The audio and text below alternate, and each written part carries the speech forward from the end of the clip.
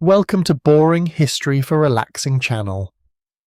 Tonight we step into a remote, snowy monastery, where the mountains sit around you like enormous sleeping animals. The wind combs through pine trees, and every stone seems to have been refrigerated by a very committed medieval landlord. You stand at the edge of a white valley, wrapped in wool, watching a line of dark roofs press against the snow. Somewhere inside, monks are trying to find peace, sleep, and maybe the courage to remove their sandals without making a dramatic little noise. You probably won't survive this, at least not with modern expectations about heating, snacks, and mattresses that remember your spine better than you do. So, before you get comfortable, take a moment to like the video and subscribe, but only if you genuinely enjoy what I do here. And while the snow begins to fall, tell me where you are watching from and what your local time is, because somewhere out there, another tired traveller is also trying not to think too loudly. Now, dim the lights, maybe turn on a fan for that soft background hum, and let's ease into tonight's journey together. You climb the last narrow path toward the monastery, and the snow accepts each footstep with a soft, tired sigh. The world behind you has already begun to disappear. Roads become suggestions, villages become memories. Even your own thoughts seem to arrive late, muffled by the cold air and the endless white. The monastery does not welcome you with luxury, it waits. It is built from stone, timber, and the kind of patience that takes centuries to look normal. Its walls are thick, not because anyone is trying to impress you, but because winter has opinions. The roofs are steep, so snow slides away in heavy sheets. Small windows sit deep in the walls, glowing faintly with candlelight, like sleepy eyes trying to stay open during a very serious sermon. A bell sounds from somewhere inside. It is not loud in the way a town bell is loud. It does not shout over crowds or wagons. It moves through the valley slowly, one rounded note at a time, touching the trees, the snow, the frozen stream, and finally you. The sound gives the place a pulse. You feel, almost immediately, that time here belongs to the bell, not to your nervous little plans. Remote monasteries in snowy regions were often built in places where separation itself became part of the spiritual life. In the Christian tradition, communities such as the Benedictines and later the Cistercians valued withdrawal from worldly distraction, and the rule of St. Benedict, written in the 6th century, shaped much of Western monastic routine. That is the mainstream fact tucked beneath the snow. Monks did not wander into the mountains simply because the scenery looked good on a parchment postcard. They sought a rhythm where prayer, labour, study and rest could become one continuous act of attention. You pass beneath a low archway and enter the outer yard. The air smells of smoke, wet wool, hay, and old stone. A brother in a dark habit nods at you, his face mostly hidden by his hood. He moves without hurry, though the cold is clearly not taking the evening off. His sandals slap lightly against packed snow, and you wonder whether saintliness begins when you stop complaining about your toes. This naturally feels suspicious. The yard is plain. A woodshed leans against one wall. A trough has frozen at the edges. Bundles of kindling are stacked with careful precision. The medieval version of a neatly organised application folder, except far more useful when the temperature has become personally hostile. Beyond the yard you see the chapel, the dormitory, the refectory, the storehouse, and a narrow passage that smells faintly of wax and cabbage. Peace, apparently, has a cabbage component. Yet the place is not gloomy, it is spare. Yes, and cold, and probably not a destination recommended by anyone selling comfort, but it has a softness hidden inside its severity. The monks lower their voices, doors close gently, footsteps follow familiar paths. Even the animals seem quieter, as if the chickens have taken a minor vow of contemplation. Though one rooster clearly remains spiritually ungovernable, you are led through a corridor where the stones drink the last blue light of evening. The walls hold the day's chill. Your breath shows in small clouds. Somewhere, someone is chanting in a low voice, the words stretching and blending until they become less like speech and more like a stream under ice. Chant was not merely decoration. In many monasteries, singing the daily offices structured the entire day and night, shaping memory through repetition. The same psalms return again and again, steady as snowfall. Historians still argue whether the remoteness of certain monasteries was mainly a spiritual choice, a practical result of land grants and politics, or a careful mixture of both. You can feel the debate in the stones. Yes, the mountains offer solitude, but they also offer timber, grazing, water, and distance from messy neighbours who might arrive demanding favours, taxes, or opinions. Even peace needs real estate. You pause near a doorway and hear the wind press against the monastery walls. It does not sound like a monster, not exactly. It sounds like a tired giant searching for a warm corner. The monks have learned to live with that sound. They do not try to defeat the weather. They fold their days around it. When snow blocks the passes, they stay. When darkness comes early, they light candles. When cold enters through cracks, they pull wool closer and continue. This is one of the first lessons the place gives you. Peace is not the absence of discomfort. That would be lovely, obviously, and someone should consider inventing it. Peace here is the practice of not arguing with every discomfort that wanders through the door. The cold is cold, the bell rings, the soup is thin, the mattress has ambitions of becoming a plank. You breathe anyway. Inside the guest space, you're given a place to sit near a small fire. The flames bend and whisper over the wood. Steam rises from your damp hem.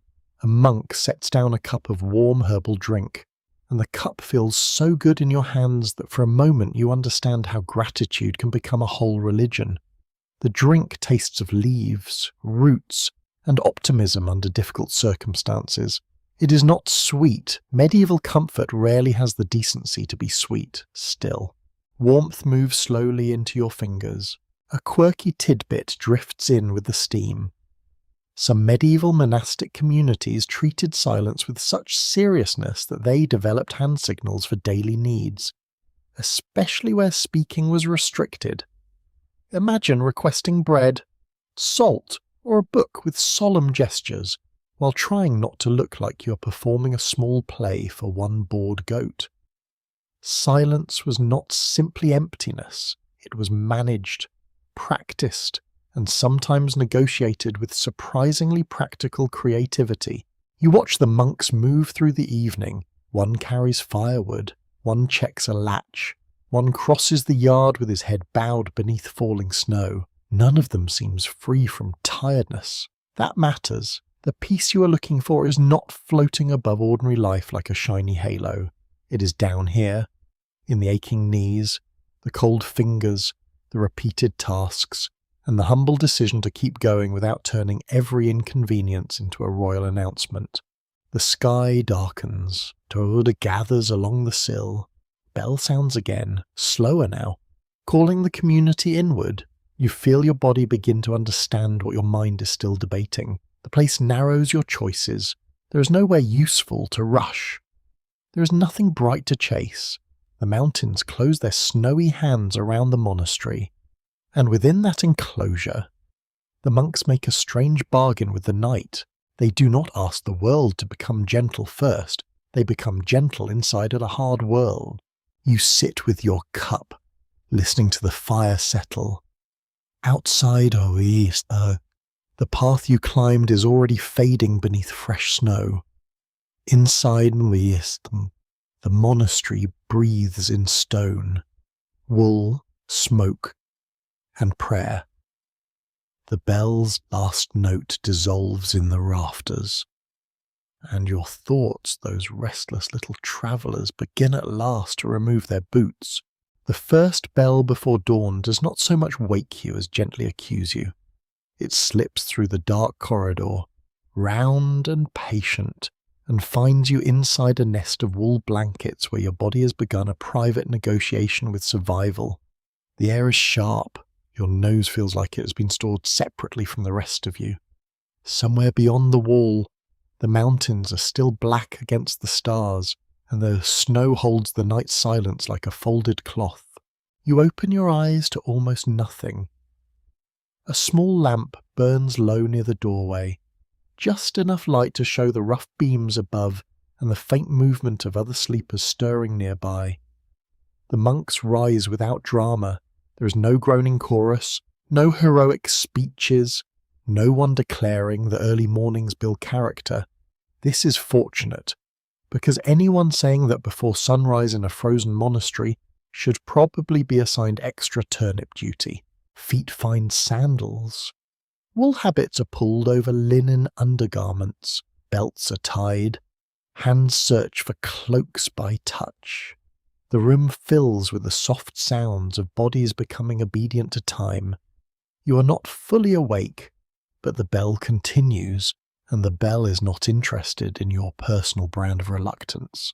In many medieval monasteries, the day was organised around the divine office, a sequence of prayers said or sung at appointed hours. The exact timing varied by rule, region, season, and community, but the pattern often included prayer in the deep night or very early morning, then again at dawn, so daytime intervals, evening, and before sleep. This rhythm gave monks a spiritual clock long before anyone needed a glowing screen to announce that they had slept badly. You step into the corridor with the others. The stones underfoot are cold, even through your sandals, and the chill rises through you with remarkable confidence. A monk ahead of you carries a candle in a cupped hand. Its flame leans sideways whenever a draught finds a crack. The procession is not grand. It is a shuffle of dark figures, a soft scrape of souls, a breathing line moving towards the chapel, while the sky beyond the windows remains thick with stars. The chapel is colder than the sleeping room, which feels almost rude. You had hoped stone walls surrounding sacred space might show a little hospitality, but apparently holiness is not central heating. Frost glimmers at the edges of the glass. The altar is a shadow, and the candles small golden points. The monks take their places in choir stalls worn smooth by generations of tired bodies and disciplined hopes. Then the chanting begins. It starts low, one voice finding the first note, then others entering carefully. The sound gathers in the chapel like warm smoke, even though the air itself remains chilly enough to remind you that lungs are basically portable fog machines. The words move in Latin for many Western communities, though different traditions use different liturgical languages. You may not understand every syllable, but your body understands repetition. Your breath adjusts, your shoulders lower. The dark feels less empty because it's been given a shape. The monks chant psalms they have heard hundreds, even thousands, of times. Their memory holds the words the way a path holds footprints. Some are still half asleep. You can see it in a head that dips a little too far. A blink that lasts one beat longer than holiness strictly requires, yet the chant carries them. No one needs to invent peace from scratch at this hour.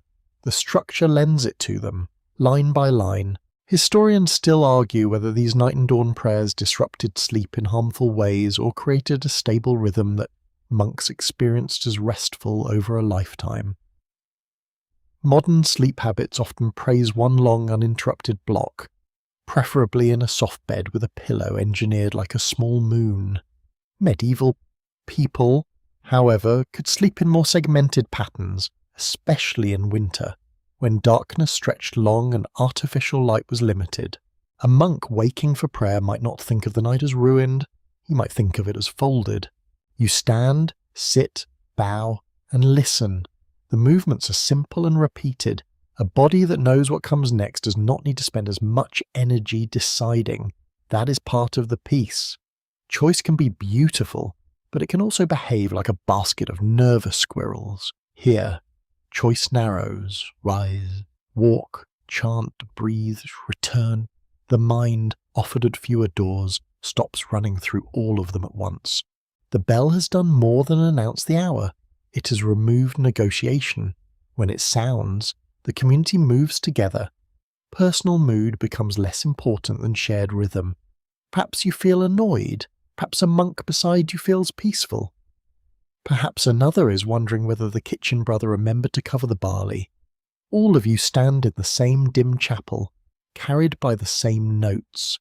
Inner weather differs, but the outer form holds. A quirky tidbit hides in this cold hour. Some monastic rules and customaries included careful instructions about lateness to prayer, drowsiness, and even the proper way to behave if one nodded off. The medieval monastery, for all its sacred seriousness, understood that human bodies are not carved from polished marble. They get sleepy, they fidget, they occasionally wage silent war with their own eyelids. Spiritual discipline did not deny this.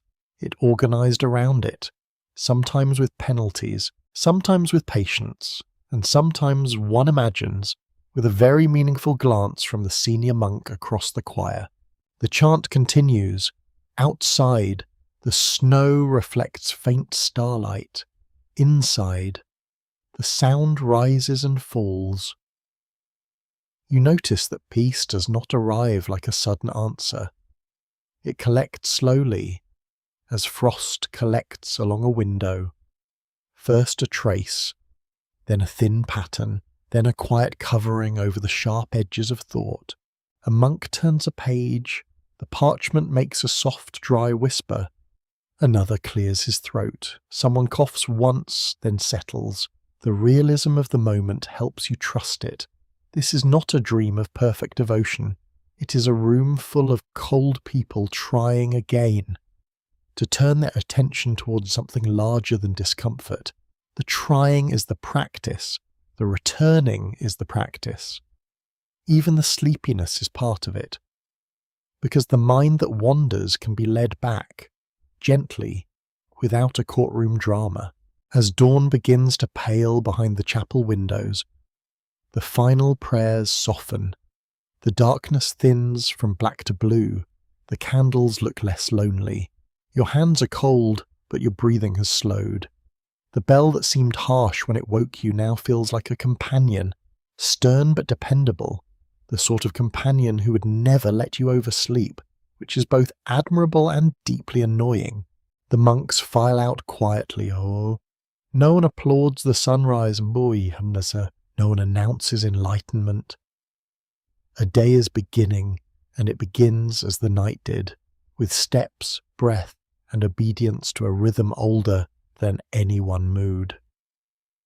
You follow them back into the corridor, where the faintest grey light touches the stone floor. The mountains remain silent. The snow remains deep. Yet something inside you has been rearranged by the hour, not fixed, not magically purified, not turned into a serene person who never gets irritated by cold toes, just rearranged. The bell has shown you that peace can begin before you feel ready, and sleep can still be gentle when it is held inside a pattern of waking. You walk on, drowsy and oddly calm, while the first light gathers over the white roofs. The basin waits in the washroom like a small personal challenge. It is made of wood, darkened by years of hands, water, and winter mornings that have absolutely no interest in kindness. A thin skin of ice has formed along the rim. One monk cracks it with 2 fingers, calmly, as if this is not an act of mild betrayal against the nervous system. You watch the pieces drift aside, shining in the candlelight. Now it is your turn. You dip your hands in, the cold bites instantly, sharp enough to make every thought stand upright.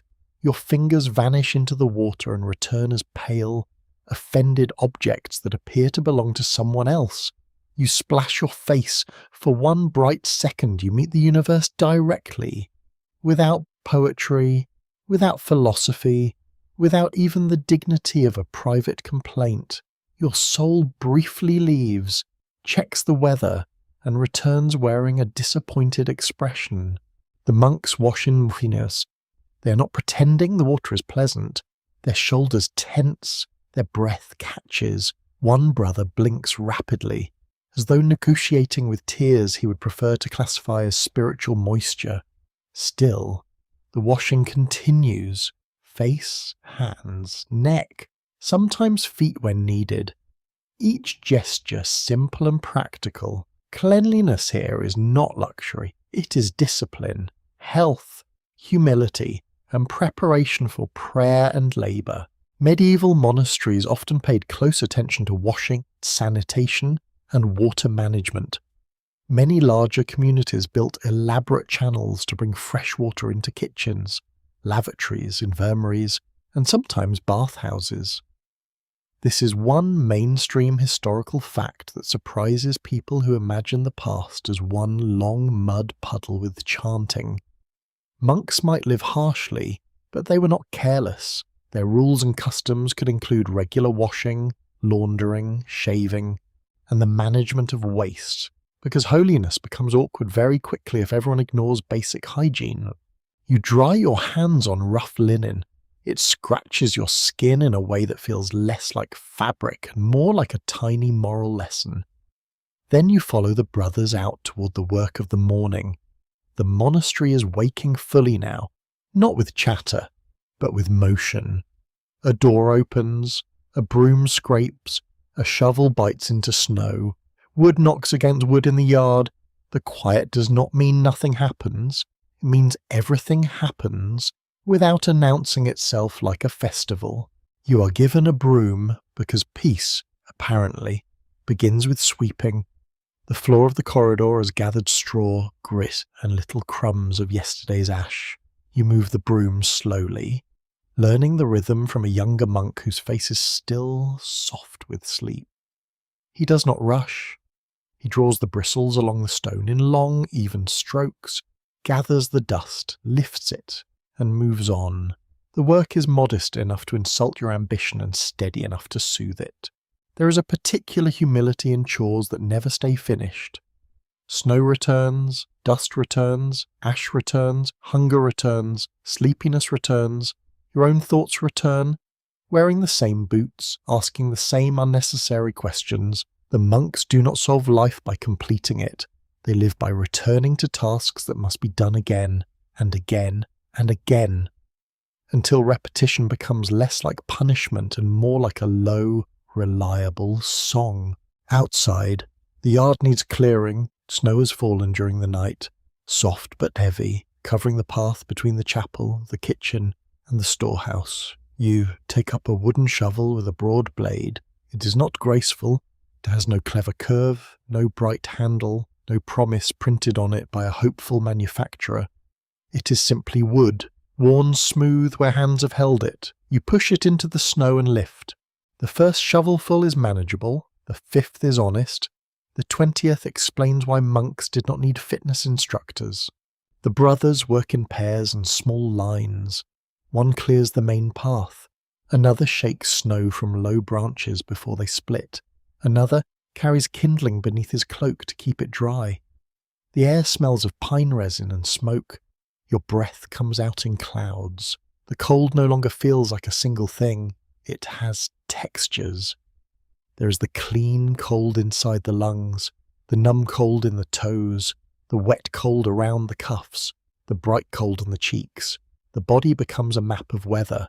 Historians still argue whether harsh physical routines in remote monasteries were mainly embraced as spiritual training or simply accepted as unavoidable labour in difficult environments. You can imagine both being true. A monk hauling water from a frozen channel may offer the work to God, but he still needs the water. A brother stacking firewood may practice humility, but the kitchen will become dramatic without fuel. The boundary between devotion and necessity grows thin in winter. You are sent with another monk toward the woodpile. He is older, with a beard the colour of dirty snow and eyes that seem amused by everything in a very quiet way. He hands you split logs one by one. You stack them under the lean shelter, leaving spaces for air. He corrects your arrangement with 2 gentle taps, because apparently even firewood has a theology. You try again. This time he nods. A quirky tidbit from monastic life is that some communities treated tools almost like shared sacred responsibilities. Not sacred in the sense that a hoe needed incense and a hymn, although honestly, after enough digging, perhaps it deserved one. Under the rule of St. Benedict, the cellarer was told to regard monastery goods and utensils with great care, as if they belonged to the altar: a broom, a knife, a bucket, a lamp. Each ordinary object became part of the common life. Losing or damaging them was not just inconvenient, it disturbed the harmony of the house. You begin to understand why. In a remote, snowy monastery, small things matter. A cracked bucket means more difficult water carrying. A dull axe means slower chopping. A careless latch means a door banging all night in the wind, which means half the monks lose sleep, which means the chant at dawn sounds like a choir of repentant bears. Peace depends on maintenance. Serenity has hinges. Later said you help carry water. The channel near the wash area runs cold and clear beneath a crust of ice. The bucket fills with a hollow glugging sound, heavier than expected when lifted. You carry it with both hands, shoulders tight, walking carefully over packed snow. Every step asks for attention.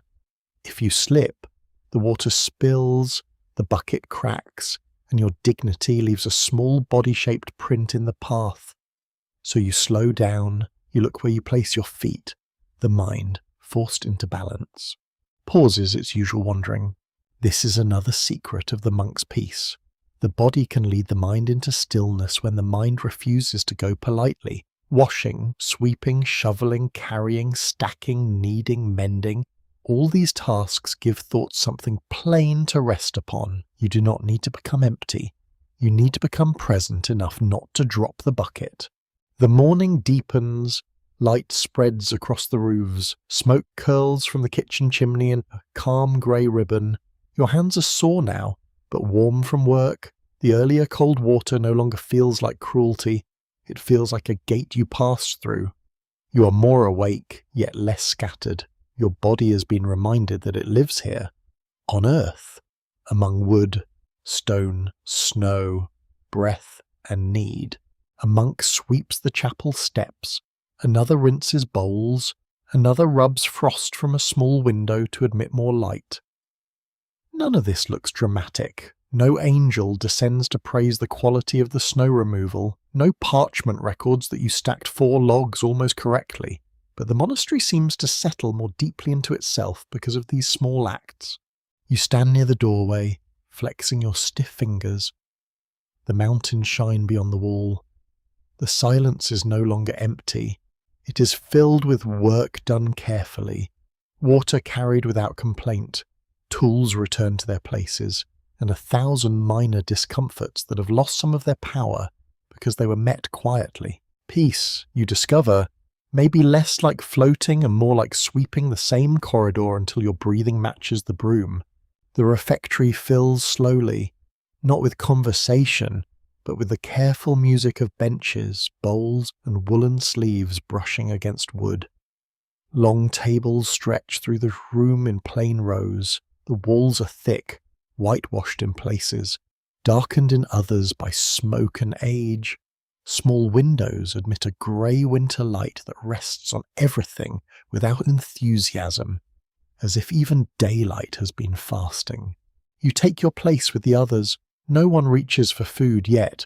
The bowls sit empty. The spoons lie still. The room smells of barley, cabbage, onions, wood smoke, and the faint sour warmth of bread. It is not a feast smell. It is a staying alive smell, a deeply historical smell, a smell that says, "Congratulations, your reward for surviving the cold is boiled humility." At the head of the room, a monk stands near a lectern with a book open before him. While the meal is served, he will read aloud. In many monasteries shaped by the rule of St. Benedict, meals were taken in silence while one brother read sacred texts, lives of saints, scripture, or moral instruction. The meal fed the body, while the reading fed the mind. Although the mind may have occasionally wished the body would get more cheese, a blessing is said. Heads bow, The words are brief and familiar, worn smooth by repetition. Then the servers begin moving along the tables. They carry bread in baskets, ladle broth into bowls, and set down small portions with quiet efficiency. The food is simple, but not careless. In winter, monastic kitchens depended on stored grain, dried legumes, salted fish in some regions, root vegetables, preserved fruit, cheese when available, and whatever the community had managed not to lose to damp. Rats, frost, or poor planning, medieval peace, you notice, has a strong relationship with inventory management. Your bowl is filled with a pale broth thickened by barley and softened vegetables. A piece of dark bread lands beside it. The crust is firm enough to suggest that it has experienced hardship and come through with opinions. You lift it carefully, dip it into the broth, and wait as it softens. Around you, the monks eat without speaking. Their spoons rise and fall. Bread is broken. Cups are lifted. The reader's voice moves over all of it in an even stream. The silence changes the taste of things, with no chatter to distract you. The broth becomes warmer, saltier, earthier. You notice the chew of barley, the sweetness hiding inside cabbage, the smoky edge from the pot. You notice how hungry you are. You also notice how quickly hunger tries to become hurry. Your hand wants to move faster. Your spoon wants to scrape. Your mind starts making plans involving another portion, and perhaps a small private relationship with the bread basket. But the pace of the room slows you. The monks do not attack their bowls like heroic survivors in a tavern painting. They eat steadily, modestly, not joylessly exactly, but without turning appetite into theatre. A brother across the table tears his bread into even pieces, each one dipped and eaten with calm attention.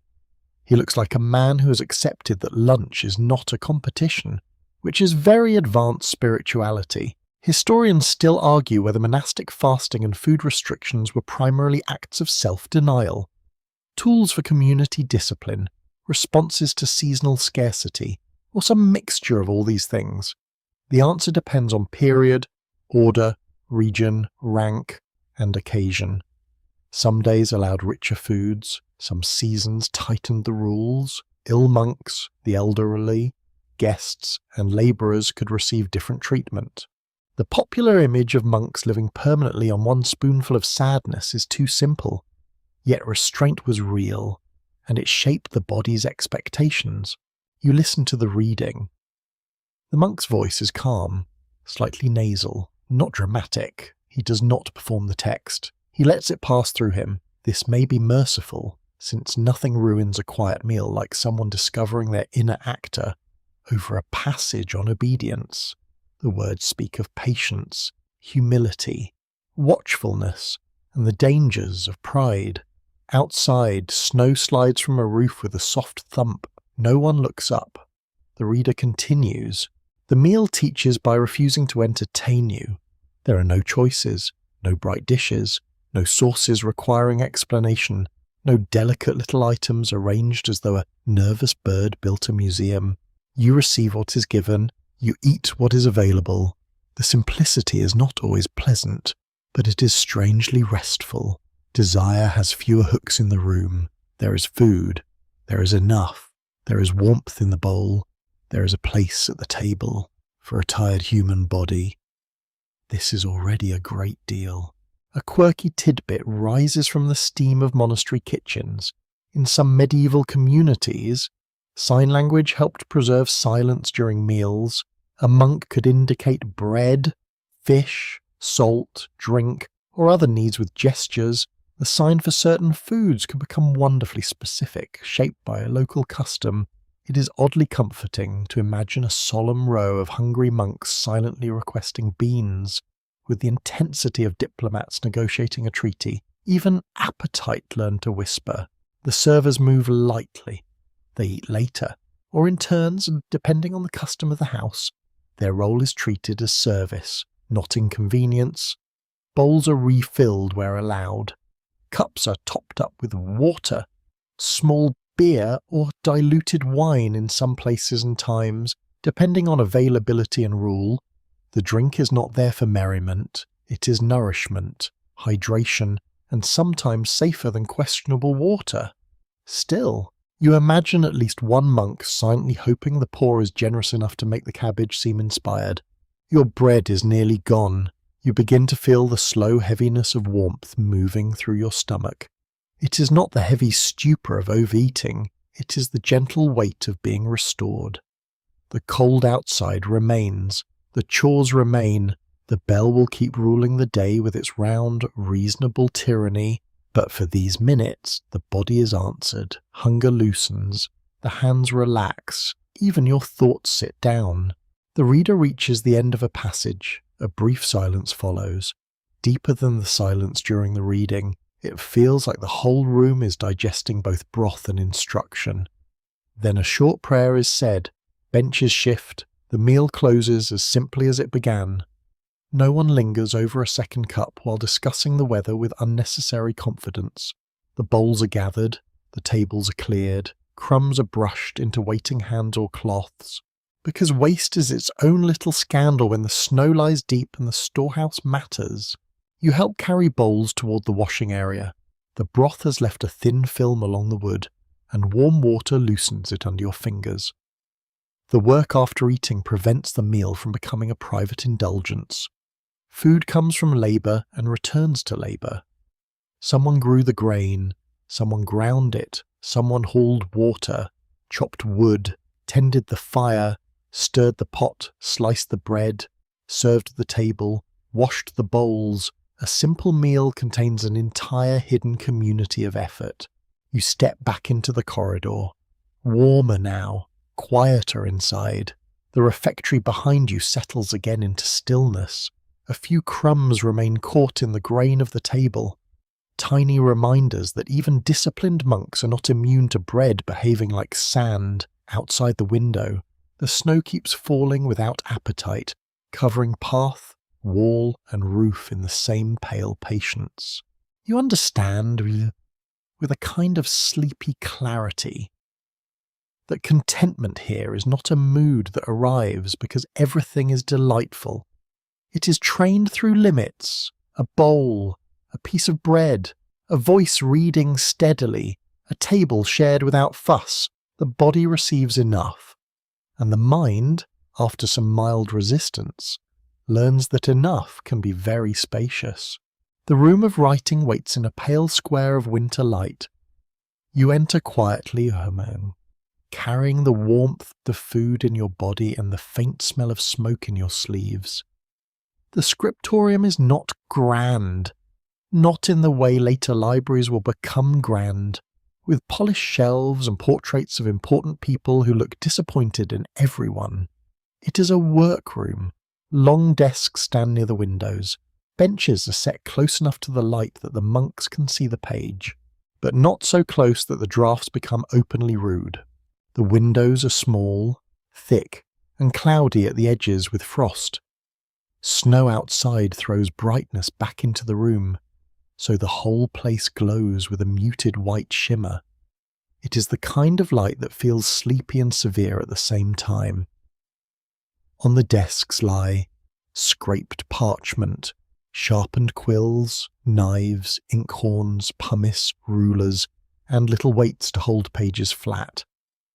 A monk bends over his work, still as a branch under snow, except for the slow movement of his hand. You are given a place beside a younger copyist. He shows you how the parchment must be prepared. The surface is not smooth like modern paper. It has moods.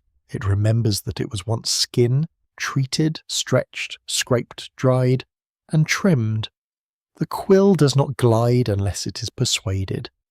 Too much pressure and the nib catches. Too little and the letters fade like timid footprints. Writing here is not a casual drizzle of thoughts. It is a controlled snowfall, one mark at a time. In the Middle Ages, monasteries played an important role in preserving and copying texts, especially before printing spread through Europe in the 15th century. Sacred books, commentaries, classical works, Legal writings, medical recipes, calendars, and local records all pass through monastic hands in different places and periods. This is a mainstream historical fact, though it is easy to romanticize. A scriptorium was not always a dreamy paradise for book lovers. It could be cold, cramped, repetitive, and hard on the eyes. Basically, it was remote work, but with more Latin and fewer password resets. You watch the older monk at the central desk. He is copying a psalm in dark ink, each letter shaped with steady care. His lips move almost invisibly as he works. Perhaps he's murmuring the words. Perhaps he is counting lines. Perhaps he is reminding himself not to sneeze on 4 hours of progress, a spiritual battle rarely painted in stained glass. The silence of the room is different from the silence of the refectory. Here it feels sharper, more focused, like a blade kept clean. Your own task is simple. You practice strokes on a scrap verticals or curves or hooks, small rounded letters. The quill scratches, scratch, pause, dip. Scratch, pause, dip. The ink smells metallic and earthy. The knife rests nearby for correcting tiny mistakes by scraping the surface, which seems comforting until you realize that one careless correction can make the page look as though it has been nibbled by a scholarly mouse. A scribe must copy exactly, but the work is never purely mechanical. The eyes move from exemplar to page. The hand follows. The mind must remain awake enough to avoid skipping a line, repeating a phrase, or changing a word by accident, yet it must also be calm enough not to rush. This balance, attention, without agitation, is one of the monastery's quiet arts. It resembles prayer more than performance.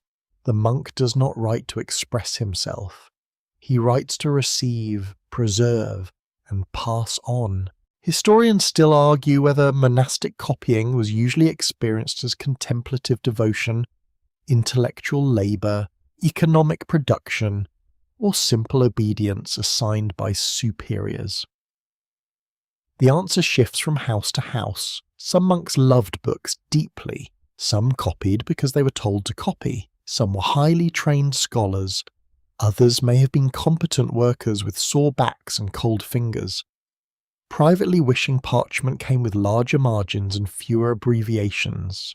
Human variety survives even under a hood. A quirky tidbit hides among the pages.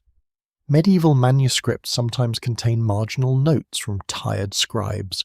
Little complaints or celebrations slipped into the work. A copyist might grumble about cold, bad ink, difficult parchment, or the endlessness of the task.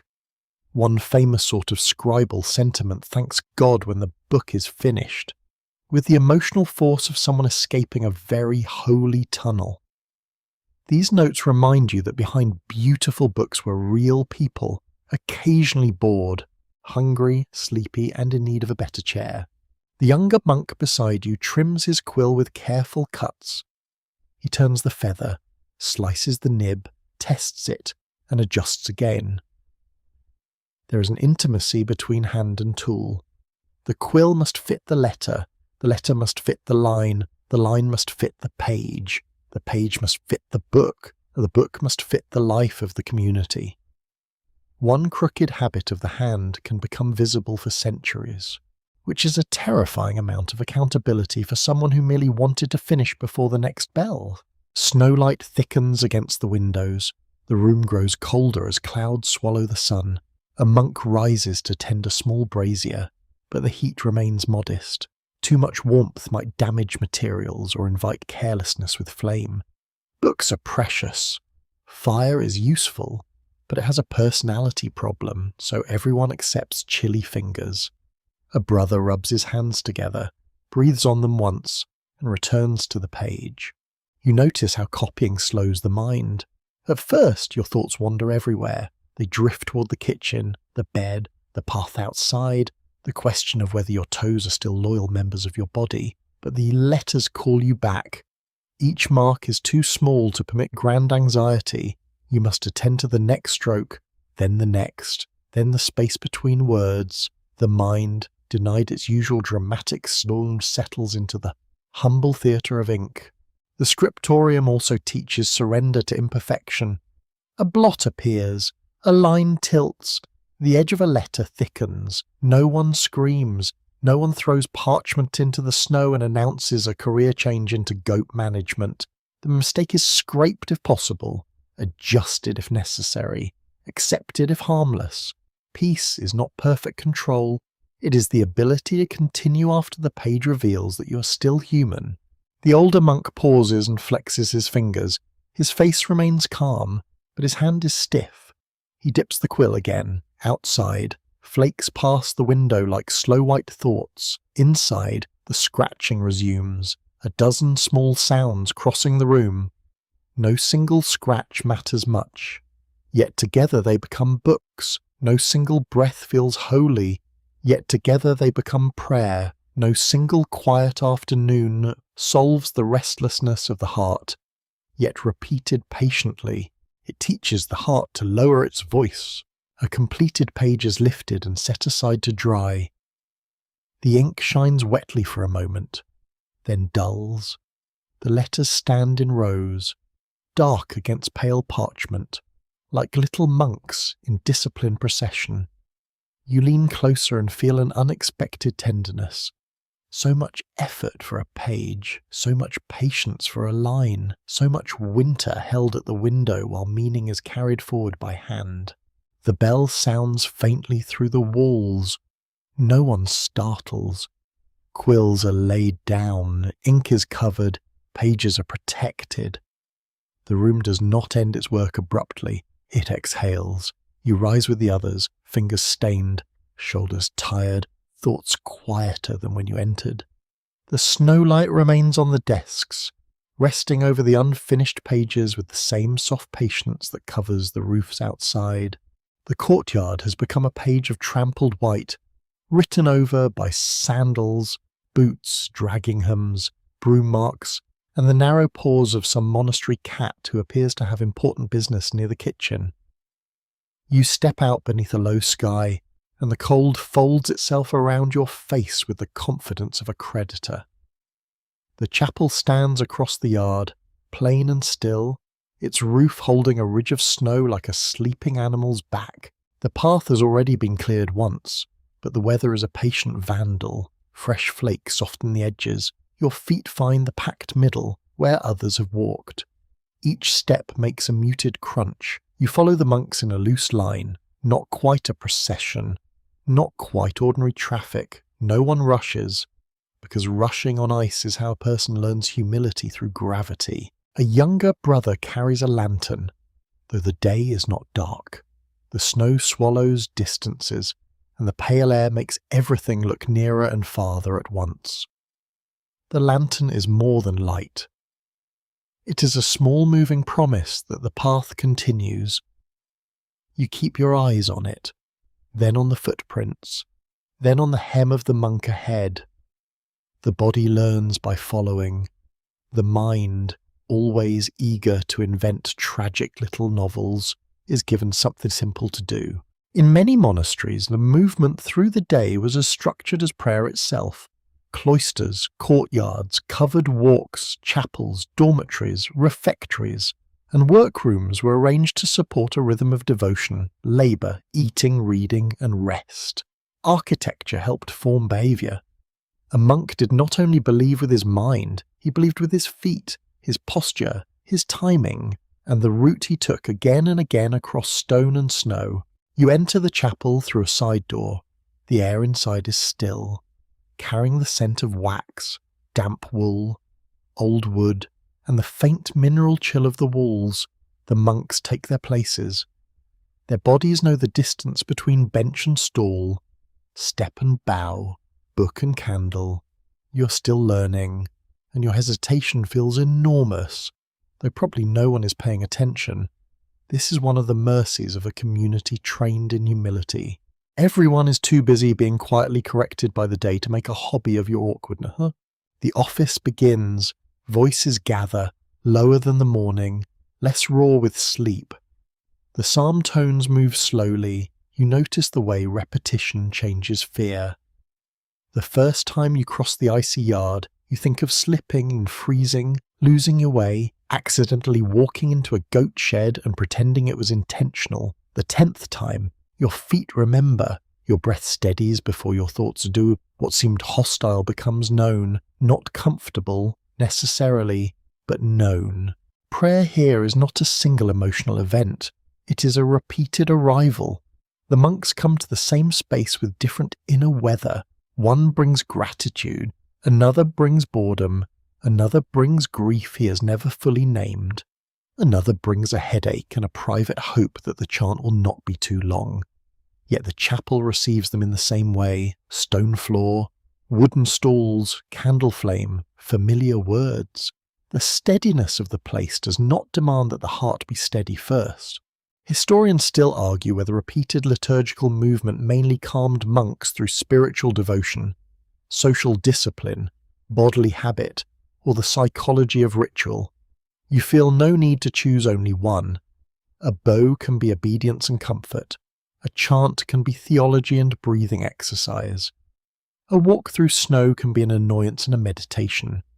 Human beings are layered creatures, like onions, although monks would probably prefer a less tearful comparison.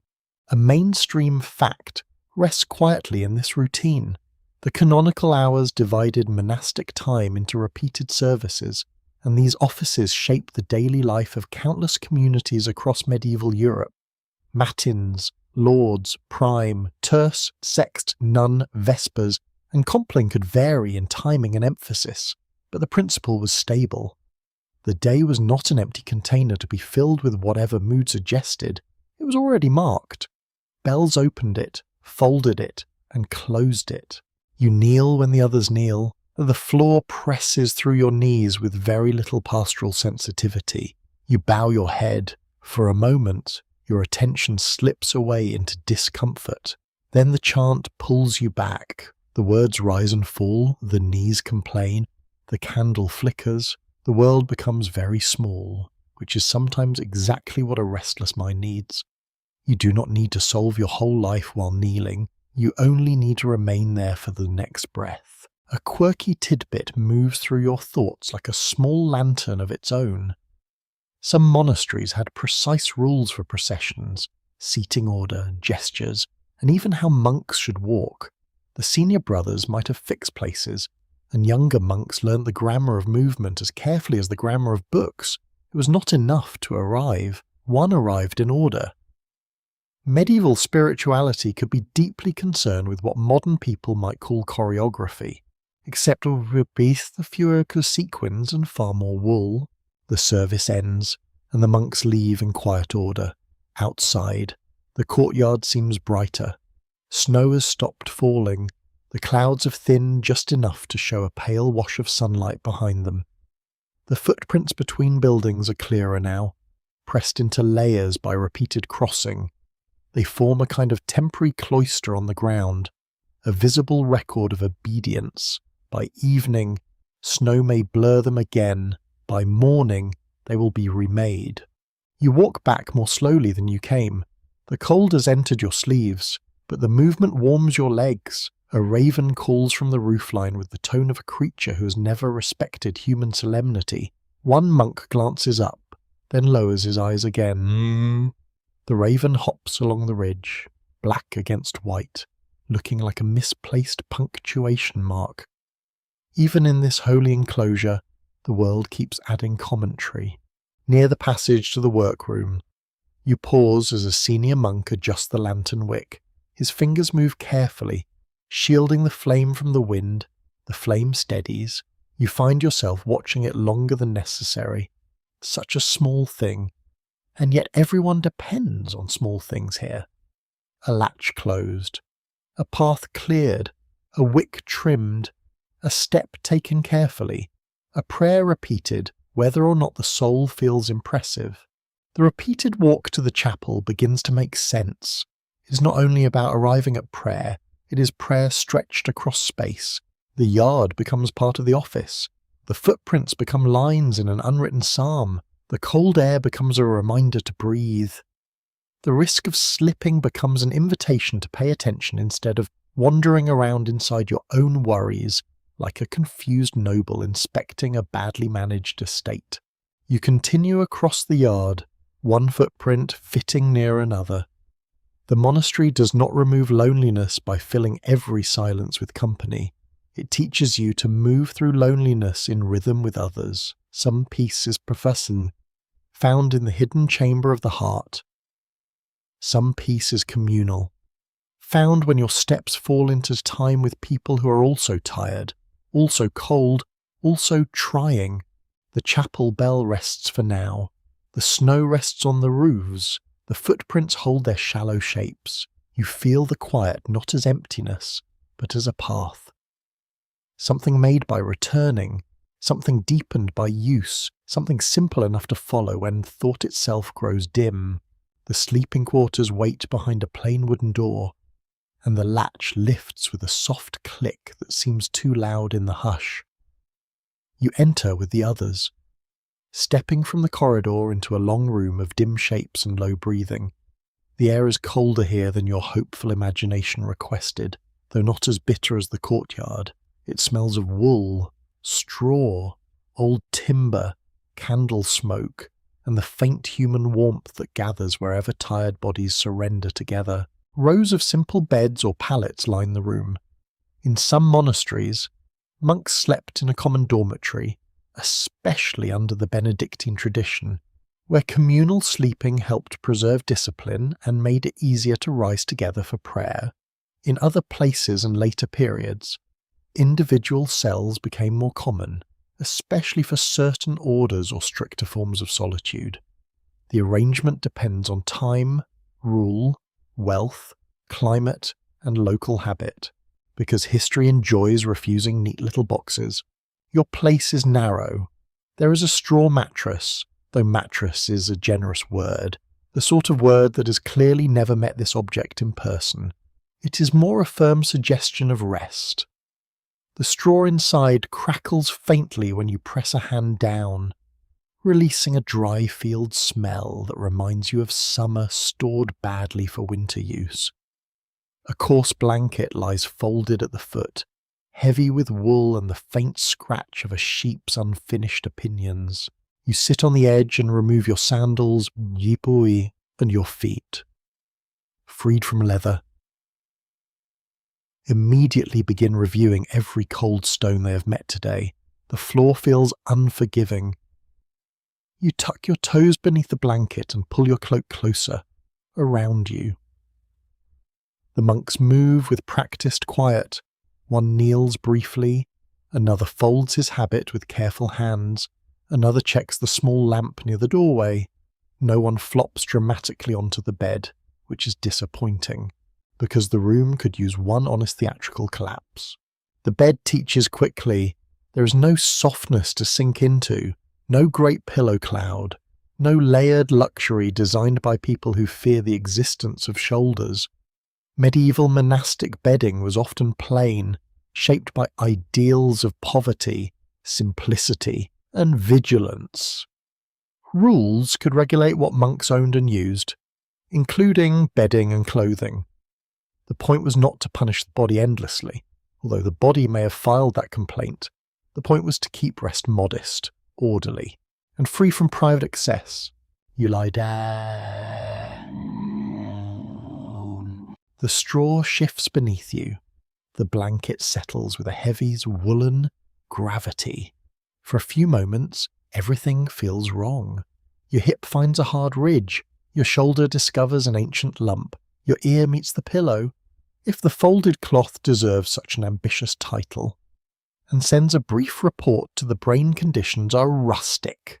Very rustic, possibly agricultural. Then, slowly, your body begins adjusting. The narrowness of the bed prevents sprawling. The weight of the blanket steadies your limbs. The cold air above your face makes the warmth beneath the wool more noticeable. You breathe carefully through your nose, warming the air as it enters. The room darkens as lamps are lowered. You hear fabric settle, a cough suppressed, a bed rope creak somewhere down the row. Historians still argue whether monastic sleep was generally harsh and deprived, or whether the strong daily rhythm, physical labour, limited stimulation, and long winter darkness allowed monks to rest better than modern readers might assume. It is difficult to measure the sleep quality of people who did not fill out surveys or wear little devices on their wrists, which is probably merciful for everyone involved. Yet their nights were certainly shaped by routine, the same spaces, sounds, prayers, and waking hours repeated until the body learned them like a chant. A quirky tidbit lives in the details of monastic dress. Some rules allowed or required monks to sleep clothed, or partly clothed, so they could rise promptly for night prayer. Imagine trying to sleep while prepared for immediate spiritual deployment. Like a very tired woolen soldier, it sounds uncomfortable, but it also makes sense in a cold place where undressing fully would be an act of optimism bordering on rebellion. Warmth and readiness make a practical alliance. You listen to the dormitory breathe. Each monk has his own rhythm. One breath is soft and shallow, another has a faint whistle, another pauses just long enough to worry you, then resumes with complete innocence. Someone turns carefully, and straw whispers. The whole room becomes an instrument of small human sounds, not noisy, not sent, but alive. There is peace in shared vulnerability. By day, monks may chant in order, labour in order, eat in order, walk in order. At night, order softens. The brothers become sleeping bodies beneath rough blankets, each one surrendered to darkness, each one unable to maintain a perfect holy posture. Sleep humbles everyone. Even the sternest prior must eventually close his eyes and trust that the roof will remain where roofs are traditionally expected to remain. The walls hold back the wind. You hear it searching along the outside stones, pressing at shutters, slipping around corners. The monastery seems larger at Tiet, not because you can see more of it, but because sound travels differently in darkness. A timber creaks, snow slides faintly from a roof. Somewhere a door settles in its frame. Each sound invites the mind to make a story, and each time the room's steady breathing offers a quieter answer. Your thoughts wander toward fear. What if the storm grows worse? What if wolves move beyond the walls? What if illness comes, or the pass remains blocked, or the food stores shrink faster than expected? These are not absurd fears. Remote winter life contains real danger. Peace here is not pretending danger does not exist. It is learning how not to keep danger awake inside your skull all night like a rude guest drinking all the broth. A monk near the end of the room murmurs a final prayer under his breath. The words are too soft to catch, but their tone is familiar, like a hand smoothing cloth. You try your own quiet prayer, or perhaps just a slow inward counting of breath. Inhale, the cold at the nose. Exhale, warmth under wool. Inhale, straw beneath the shoulder. Exhale, wind beyond stone. But nothing spectacular happens, which is usually how deep rest begins. It sneaks in without announcing itself. The darkness thickens. The bed no longer feels friendly, exactly, but it feels known. Your body stops arguing with every ridge and roughness. The blanket scratch becomes less noticeable. The straw smell becomes part of the room. The cold above your face becomes clean, almost tender. You understand that the monks do not need luxurious sleep to sleep well. They need enough safety, enough warmth, enough rhythm, and enough surrender. A final candle is pinched out.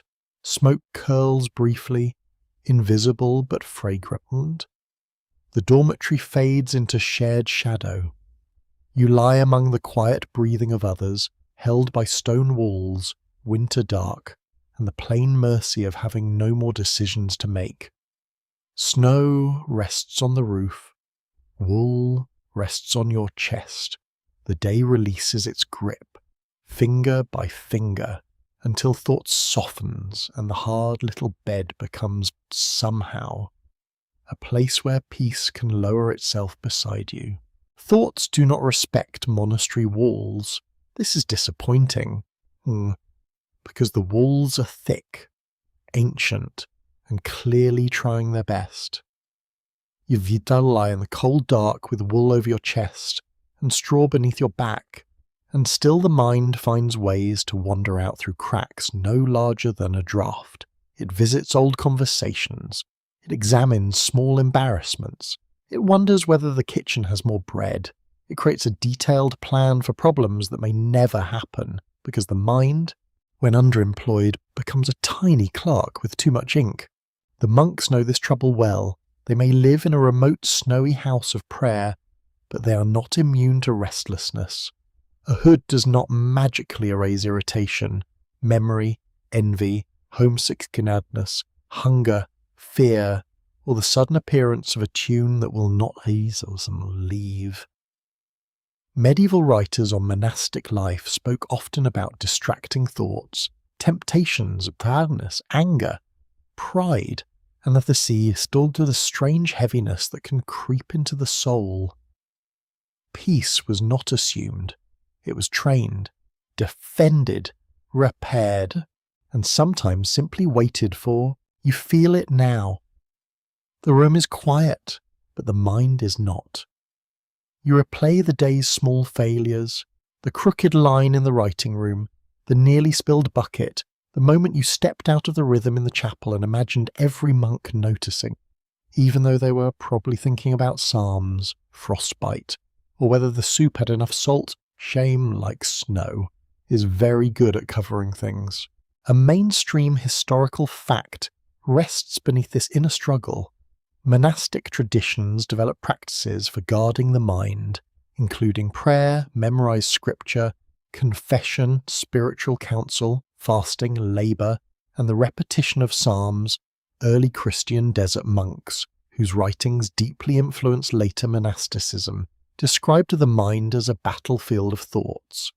By the medieval period, many communities inherited this language and shaped it into daily discipline. The goal was not to have no thoughts at all. The goal was to recognize them, resist the harmful ones, and return attention to God. You try returning. Slowly, you breathe. The cold air touches the inside of your nose. The blanket rises slightly and falls. You whisper a line of prayer, not loud enough to disturb anyone, just enough to give the mind a handrail. The words are simple, but they interrupt the wandering. They do not destroy every worry. They merely place a candle near them, and worry looks less impressive by candlelight. Some monks repeat short prayers in rhythm with breath. Some recite psalms from memory. Some imagine sacred scenes. Some confess troubling thoughts to a trusted elder. Not as gossip about themselves, but as a way of bringing hidden things into order. A thought kept alone can become enormous, strutting around the mind like a rooster who believes he invented sunrise. A thought spoken wisely may shrink back into proportion. Historians still argue whether medieval descriptions of temptation should be read mainly as spiritual testimony, psychological insight, literary tradition, or social control within disciplined communities. You can feel all those layers pressing together. A monk who writes about demons of distraction may be speaking from intense religious belief. He may also be describing anxiety, boredom, desire, and depression in the language available to his world. The past does not become simpler just because it wore sandals. The night deepens, someone coughs and settles, you turn onto your side, straw crackles beneath you with the subtlety of a guilty child. Your mind produces another thought, this one bright and useless. What if you never sleep? This is one of the mind's least helpful bedtime performances. It notices wakefulness and immediately becomes dramatic about wakefulness, as if anxiety has ever tucked anyone in. A monk in a nearby bed begins murmuring a psalm so faintly that it is almost breath. The rhythm is steady, not urgent, not triumphant, just steady.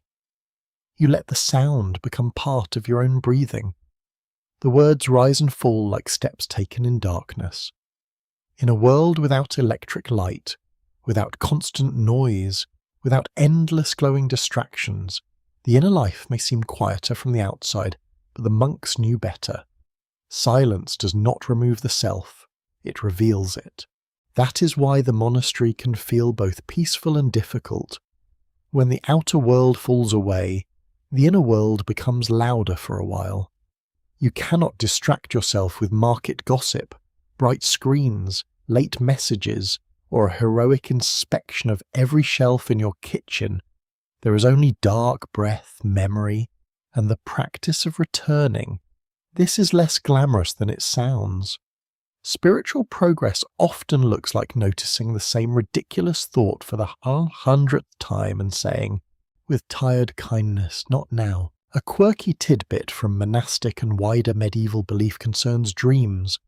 Many medieval people took dreams seriously, though not all in the same way.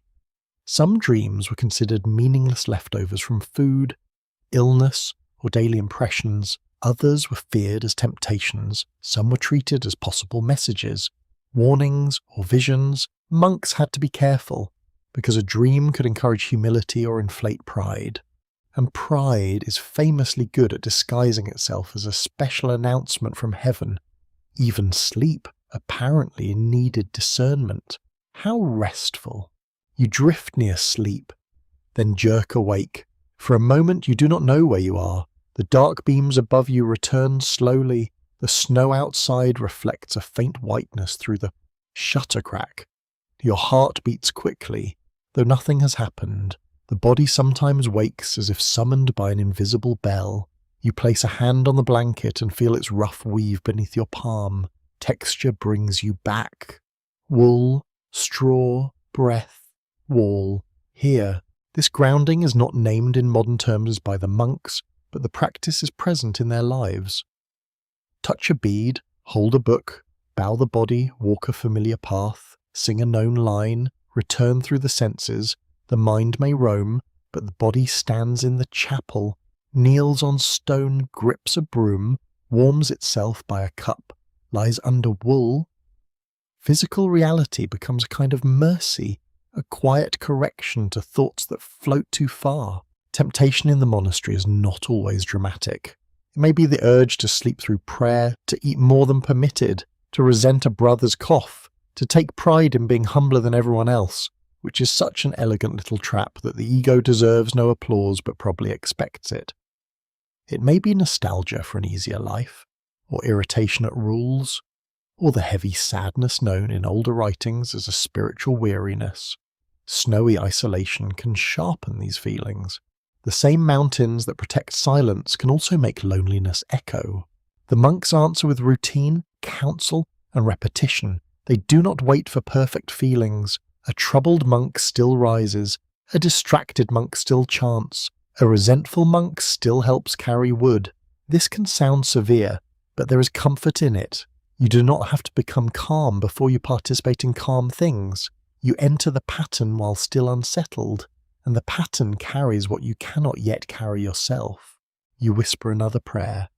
This time the words move more slowly. The monk nearby has stopped murmuring. His breathing has deepened. Across the room, someone snores once, softly, then seems to reconsider and become silent again. Perhaps out of obedience, perhaps out of talent, the darkness loosens around you. Thoughts continue to appear, but they are less convincing now. They pass like flakes beyond a window, visible, real, and not requiring pursuit. You do not need to chase each one into the cold. You do not need to solve every fear before resting. The monastery teaches a humbler skill. Let the thought arrive. Name it gently, return to breath, return to prayer, return to the weight of the blanket. Peace, then, is not a blank mind, it is a mind with a path home. The night holds. The wind moves along the roof with a low brushing sound. Your body grows heavier. The straw no longer complains beneath you. Somewhere deep inside the quiet, the last restless clerk sets down his ink, closes his little book of concerns, and finally allows the room to sleep. The infirmary is warmer than you expect, which immediately makes it feel suspiciously luxurious. Not luxurious in any dangerous way. Of course, no velvet curtains, no silver chore, no cheerful servant offering little cakes, while the snow politely applauds outside.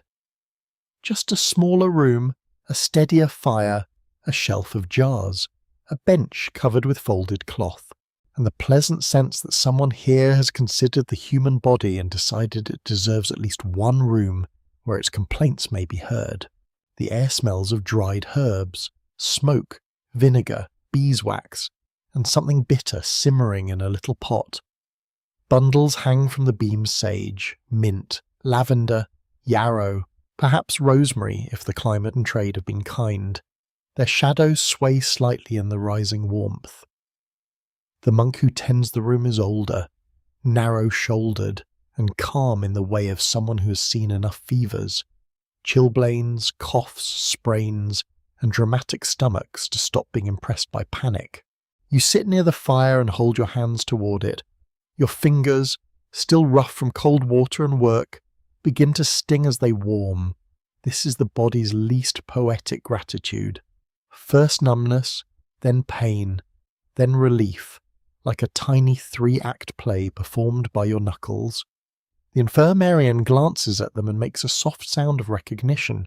He reaches for a small jar and opens it.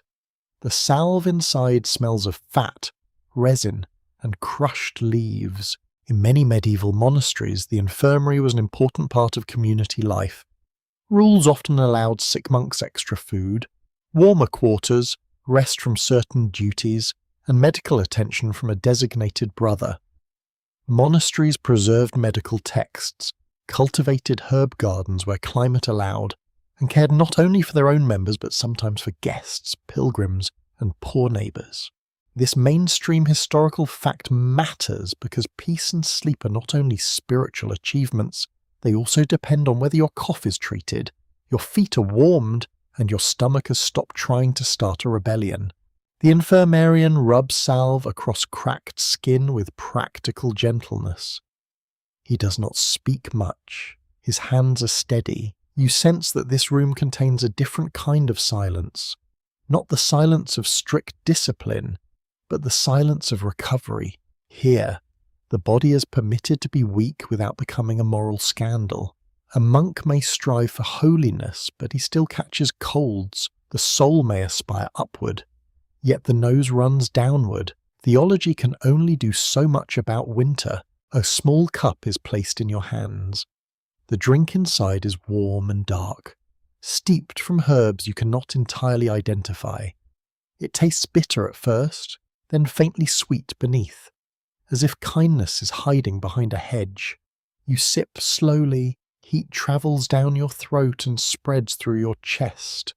Some herbal drinks were used to soothe digestion, calm nerves, ease coughs, or encourage sleep. The exact recipes varied widely, shaped by local plants, inherited traditions, ancient medical theory, and the confident medieval belief that many things could be improved by boiling leaves. Historians still argue whether monastic medicine should be understood mainly as practical healthcare, religious charity, inherited classical learning, folk tradition, or a combination that changed over time. In truth, the infirmary feels like all of these at once. A shelf of jars stands beneath a small cross, a medical recipe sits beside a prayer, a warm blanket is both common sense and mercy. The monk tending the sick may trust God, study remedies, and still sniff a cup suspiciously to see whether it has spoiled. You look toward the shelves. Some jars hold dried roots, others hold powders, oils, honey, or vinegar preparations. Honey appears often in medieval remedies, valued for sweetness, preservation, and soothing the throat. Wine, ale, or vinegar might carry herbs. Warm stones or heated bricks could be wrapped and placed near chilled feet. Woolen coverings were carefully used. Sleep, especially in a cold monastery, was sometimes coaxed by warmth more than commanded by willpower. A quirky tidbit rests among stranger remedies. Medieval medical writing sometimes included cures that now sound more like dares from a very confident aunt than medicine. Sleep advice could involve specific herbs under the pillow, fragrant oils, warm baths where available, or substances thought to balance the body's humours. Some texts recommended lettuce or poppy preparations for sleeplessness, though strength and safety varied, and not every monastery used every remedy. You can imagine a sleepy monk being handed a cup and asking, with perfect obedience and private alarm, whether this is medicine or punishment wearing a hat. The infirmarian turns a small bundle of herbs in his hand and names them softly for a younger brother who is learning. The younger monk listens closely. Training here is not glamorous, it is memory, observation, patience, and the humility to admit that bodies are complicated. A remedy that eases one person may do little for another. A fever may pass, or deepen. A cough may be harmless, or the beginning of something grave. In a remote monastery, distance makes uncertainty heavier. The nearest town may be days away in fair weather, and winter does not care about your appointment schedule. The fire pops. A pot lid trembles. Outside the infirmary window, snow slides from an overhanging branch and falls in a soft puff. Inside, the warmth makes your eyelids heavy. Not suddenly, not like being struck by sleep, but gradually, as if the body has found permission. The room understands rest differently than the dormitory. There, sleep belongs to rhythm and community. Here, sleep belongs to repair. You notice a cot near the wall, softer than the ordinary pallets, with extra coverings folded at its foot. It is reserved for the ill. The sight of it teaches another lesson. Monastic discipline has limits because the body has limits. A brother who is sick may be excused from night office or hard labour. He may receive meat when others abstain, depending on the rule and circumstance. Because strength matters, there is no peace in pretending weakness does not exist. Denial is just pride wearing a thin blanket. The older monk checks a basket of linen strips and dried plants. He moves slowly, placing each thing back in order. Order itself is part of healing. When illness disturbs the body, the room answers with predictable care cup, cloth, salve, fire, prayer, rest. The anxious mind relaxes when help has a pattern. Even the shelves seem reassuring, every jar waiting in its place like a quiet little monk with a cork for a hat. You take another sip from the cup. The bitterness no longer surprises you. It has become familiar, almost comforting. The warmth reaches your shoulders. Your breathing slows. The infirmarian notices, but says nothing. He knows that drowsiness is sometimes the best medicine available, especially when wrapped in wool and placed near a sensible fire. A younger brother enters with a cough and a deeply tragic expression, the kind people make when they believe no one in history has suffered so meaningfully from a sore throat. The infirmarian gives him one look, pours a drink, and points to the bench. The young monk obeys. His drama begins to melt in the heat of the room. This, too, is care not indulging panic, not mocking pain, simply giving the body what may help and letting time do its quiet work. The monastery's snowy peace depends on such small mercies. Warm hands, bitter tea, dry socks, a salve for cracks, a fire watched carefully, a sick brother allowed to sleep. Holiness does not hover above these things. It settles into them, practical and plain. You sit in the glow while the storm presses softly at the glass. The herbs overhead sway in the warm air. Their shadows move like slow thoughts across the beams. Your eyes grow heavy, and for once you do not wrestle with it. Sleep is not an enemy to defeat or a prize to seize. It is a guest that arrives more easily when the room is warm, the body is tended, and the heart feels safe enough to loosen its grip. The storm arrives without asking permission, which is rude but historically consistent. By late afternoon, the sky is lowered until it seems to rest on the monastery roofs. Snow thickens in the air, no longer drifting in gentle flakes but driving sideways in pale sheets. The mountains disappear first, then the trees, then the far wall of the outer yard. The world shrinks until it is only stone, timber, wind, and the narrow circle of things close enough to touch. You stand just inside the passage door while a monk forces the latch closed against the gusts. The wind pushes back like an animal with its shoulder against the wood. Another brother drops the bar into place. The whole door shudders. Snow sneaks under the threshold in a thin white line, as if winter has sent a polite calling card before trying to occupy the entire building. Blizzards were a serious danger for remote monasteries, especially in mountain regions or northern climates. Snow could block passes, isolate communities, freeze water sources, delay messengers, damage roofs, and make stored food and fuel matters of survival rather than convenience. This mainstream fact turns the storm from scenery into teacher. The monks are not simply admiring the weather through a poetic window, they are measuring risk with every sound in the roof beams. The monastery changes when a storm comes, it tightens, the usual quiet becomes alert, not panicked, just more awake. A brother checks shutters, another brings extra wood closer to the kitchen hearth. 2 monks inspect the covered walkway where snow has blown in through the arches. Someone hurries toward the animal shelter with a lantern held beneath his cloak. Everyone moves calmly, which is impressive and also mildly irritating, because your own instincts are recommending a blanket, a corner, and perhaps a written complaint to the clouds. The yard is nearly gone, where paths lay clear.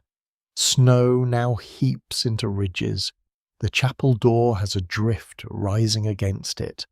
The bell tower fades in and out behind the white gusts, appearing for a breath, then vanishing again. The bell itself remains silent for now, but you imagine its bronze surface growing cold in the dark air, waiting above the storm like a thought that refuses to be blown away. Inside, the sounds multiply. Wind moans in the eaves. A shutter bangs once before being secured. Firewood snaps in the hearth, somewhere overhead. Rafters creak in long, slow notes, as if the building is stretching its old bones. The monastery has stood through many winters, but age does not make a wall invincible, it only gives it practice. You help carry wood from a store near the kitchen. The logs are stacked tightly, protected from damp by a sloping roof and careful hands. Each armful matters. You place the wood beside the hearth, then step back for another load. The kitchen brothers work in thick sleeves, keeping the fire steady, not wasteful. Heat must be managed. Too little, and the room grows dangerous. Too much, and fuel disappears too quickly. Comfort is rationed by wisdom. Historians still argue whether remote monasteries chose hardship as a spiritual discipline or gradually turned necessity into spiritual meaning. A blizzard makes that debate feel very practical. The monks did not order snow from the heavens to improve their character, but once snow arrives, character is involved. Patience, planning, obedience, courage, and restraint are no longer beautiful words in a manuscript. They are whether the door is barred, the animals are fed, the fire is tended, and no one wanders outside because they feel dramatic. A quirky tidbit comes with the storm shelters of medieval religious houses. Some monasteries served as places of refuge for travellers caught in dangerous weather. In remote regions, a guest house, hospice, or simple shelter could mean the difference between survival and freezing in the pass. Certain alpine hospices became famous for assisting travellers, and while not every snowy monastery had heroic rescue dogs trotting around with little barrels, the idea of monks offering shelter in harsh country is very real. The little barrel image is mostly later legend, which is disappointing but also a relief for the dogs, who probably had enough to do. Near evening, a pounding comes at the outer gate. Every head turns. For a moment, the storm seems to hold its breath, though of course it does not. A monk takes a lantern, another lifts a cloak. The gate is dangerous in this wind, but the sound comes again, urgent and muffled. You follow at a distance, heart beating faster, while 2 brothers cross the yard with heads bowed. Snow strikes their shoulders and gathers instantly in white patches. The lantern flame struggles behind its horn panel. The gate opens only a little at first. Wind throws snow inward. A shape appears, then another. Travellers, 2 men and a boy bent with cold, faces wrapped in cloth, eyelashes crusted with ice. One of the men leans heavily on the other. They are pulled inside, and the gate is forced shut with a groan of wood and iron.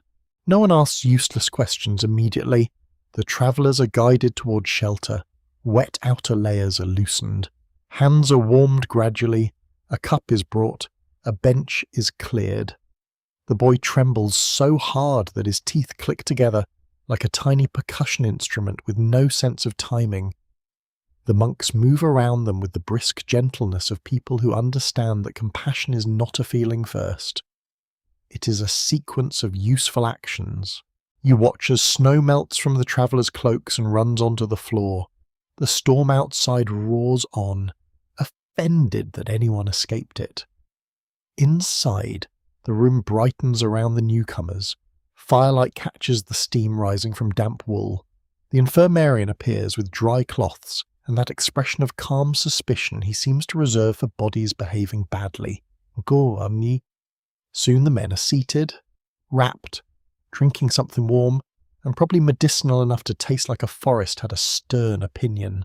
The monastery's peace is not broken by their arrival. It changes shape. Silence makes room for need. Remain bends without snapping. Hospitality has always been central to many monastic traditions, and the rule of St. Benedict famously instructs that guests be received with reverence. In a storm, that reverence becomes hands under elbows, dry socks found in a chest, and someone quietly accepting that the floor will need cleaning later. Night falls early beneath the blizzard. The windows become dark squares flickering with reflected firelight. Snow hisses against shutters. The chapel office is shorter in feeling, though not careless. The monks chant with the storm surrounding the stone walls, and the sound of prayer seems smaller than the wind, but more deliberate. The storm is vast because it cannot help itself. The chant is small because human beings choose it. You feel fear rise again when a heavy thump shakes the roof. Snow sliding. Someone says softly, not collapse, just snow sliding. Your body believes this explanation only after several breaths. A monk nearby continues chanting without a tremor. You admire him until you notice his hand tighten briefly around the edge of the stool. Calm is not the absence of fear. It is fear given something faithful to hold. Later, the community checks the buildings once more. No lamps are left carelessly near cloth. No door remains loose. The animals are secure. The travellers sleep near warmth. The kitchen fire is banked.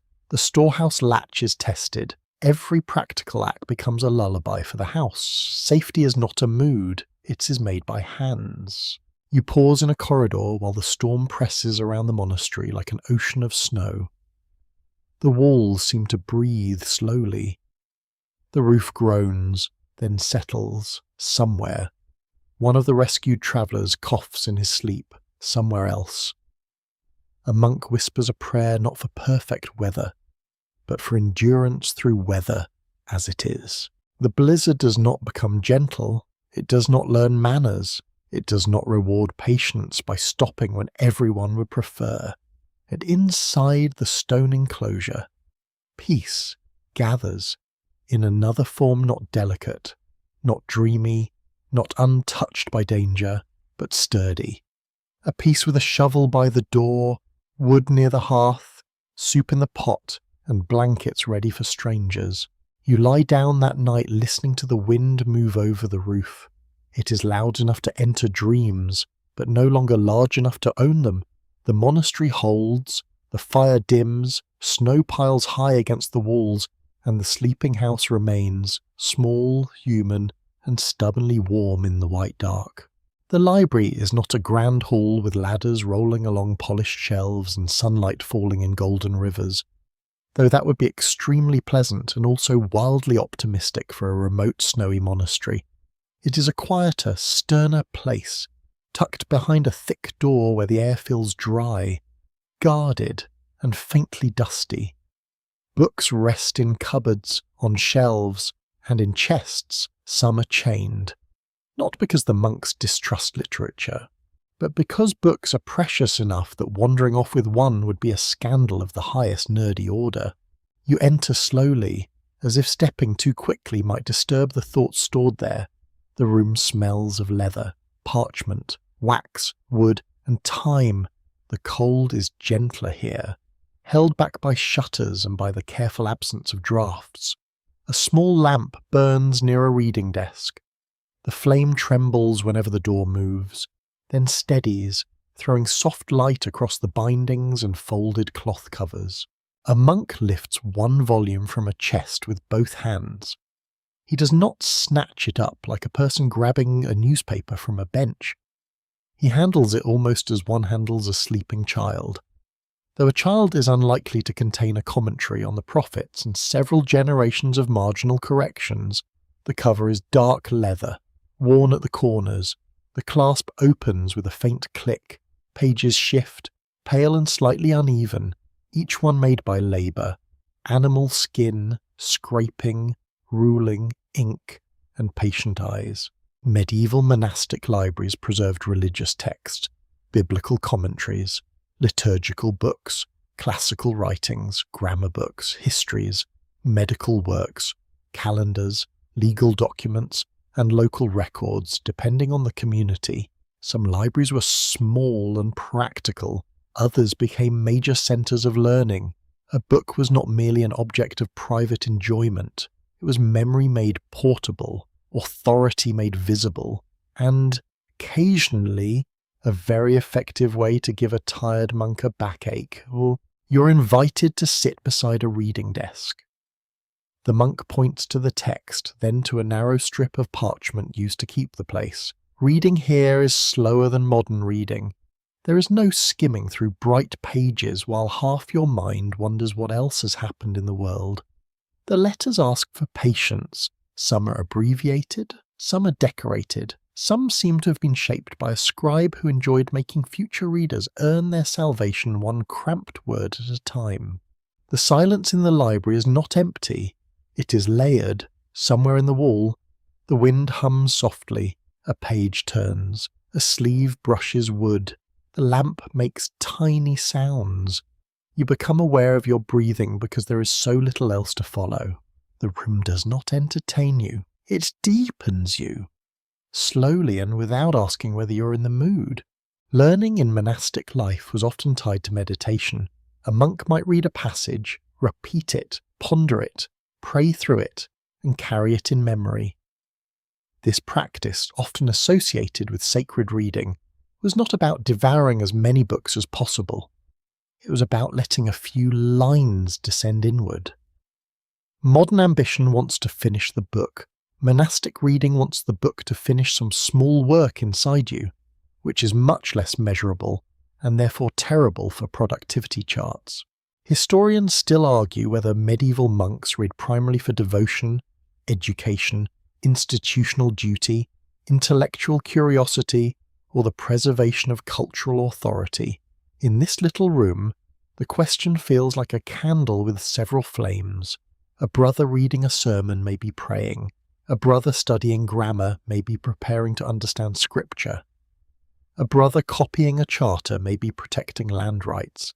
A brother reading a medical recipe may be trying to stop someone from coughing through the night office like a broken bellows. A quirky tidbit hides in the world of book curses. Some medieval manuscripts contained warnings against theft, sometimes asking divine punishment upon anyone who stole or damaged the book.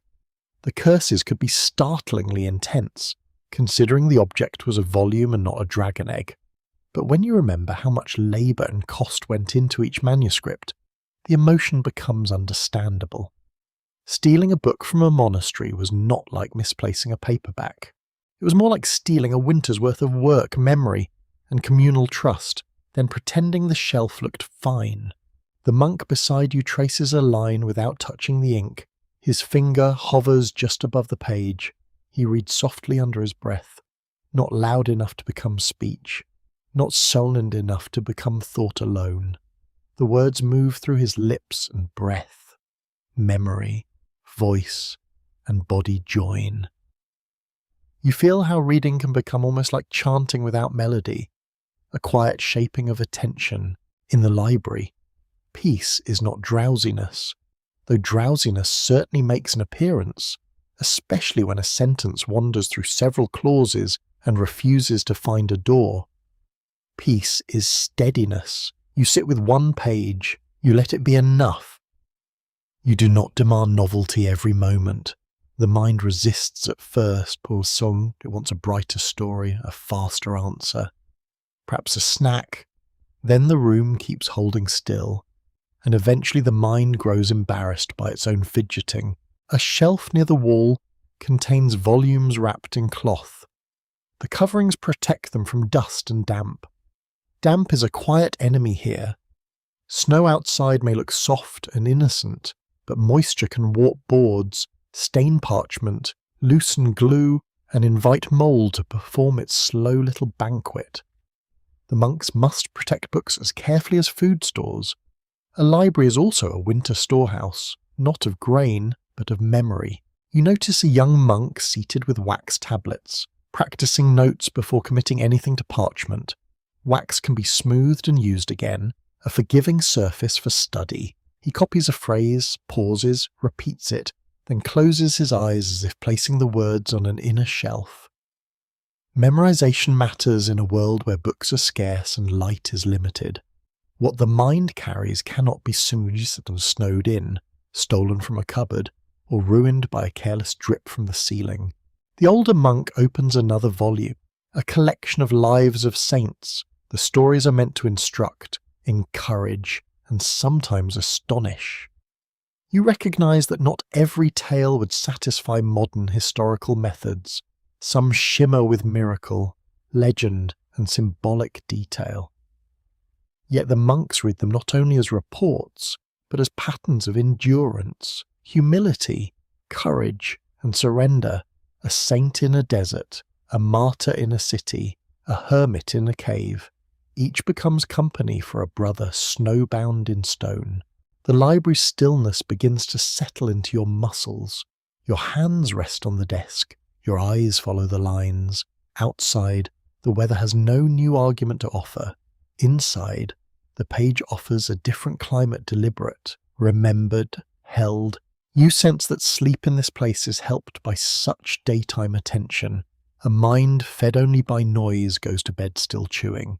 A mind trained to stay with one line, one breath, one task may enter darkness less scattered. The lamp burns lower. The monk closes the book and fastens the clasp.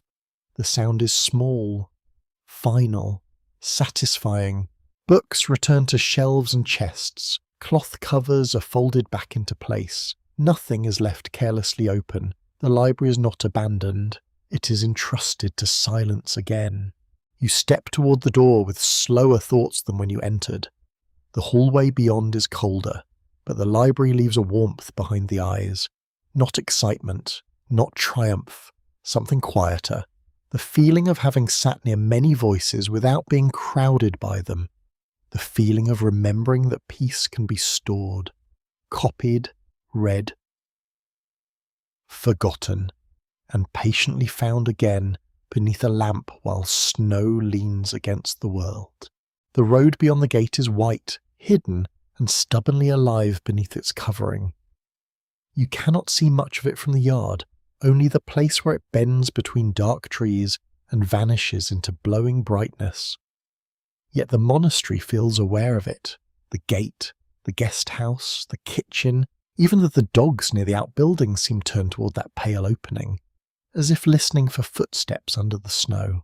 A remote monastery may look withdrawn from the world, but the world still finds it. Pilgrims climb toward it with stiff legs and hopeful prayers. Traders arrive with salt, oil, iron tools, parchment, wax, news, and gossip disguised as useful information. Messengers bring letters sealed with wax. Shepherds seek shelter. Poor travellers ask for bread. Lost souls arrive in every possible sense of the phrase, some merely missing the road, others missing themselves. This morning, the gatekeeper hears the first knock just as grey light spreads through the valley. It is not the desperate pounding of danger.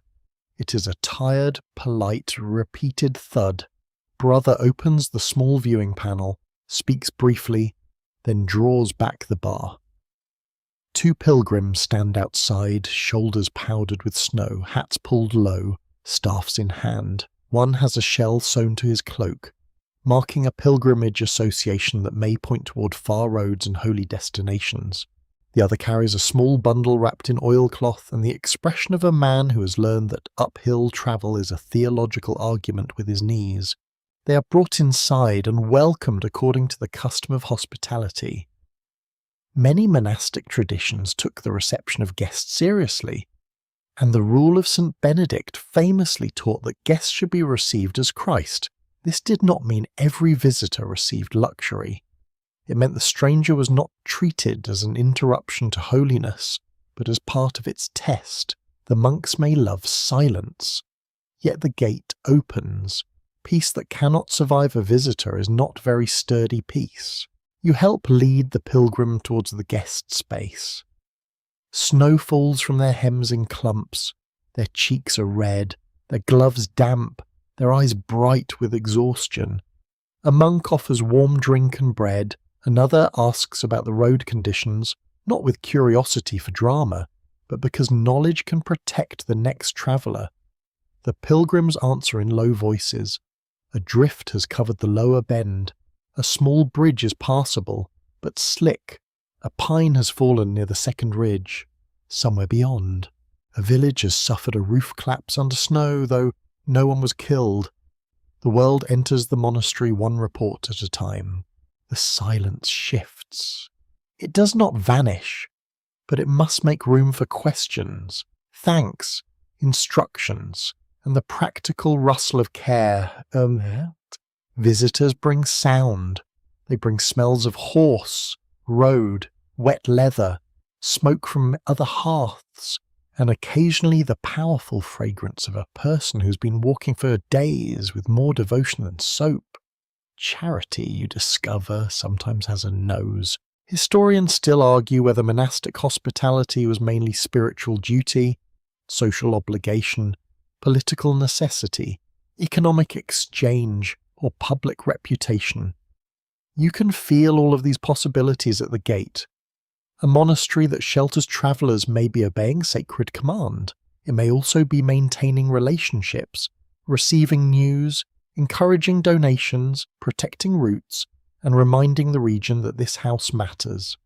Motives in history often arrive layered, like winter clothing, and just as difficult to separate without causing discomfort. Later, a trader arrives with a mule whose patience is clearly superior to that of several humans. The animal stands in the yard, blinking snow from its lashes, while bundles are unloaded. Salt, needles, a small iron hinge, wax, a packet of dried fruit so precious in winter that even the younger monks look at it with the controlled intensity of cats observing a forbidden table. The cellarer inspects the goods carefully. No one haggles loudly. The exchange is measured, but not cold. The trader receives food, warmth, and a place to rest before he turns back. A quirky tidbit trails behind such travellers. Monasteries could become hubs of news in isolated regions, because people passing through carried stories from towns, courts, markets, shrines, and battlefields.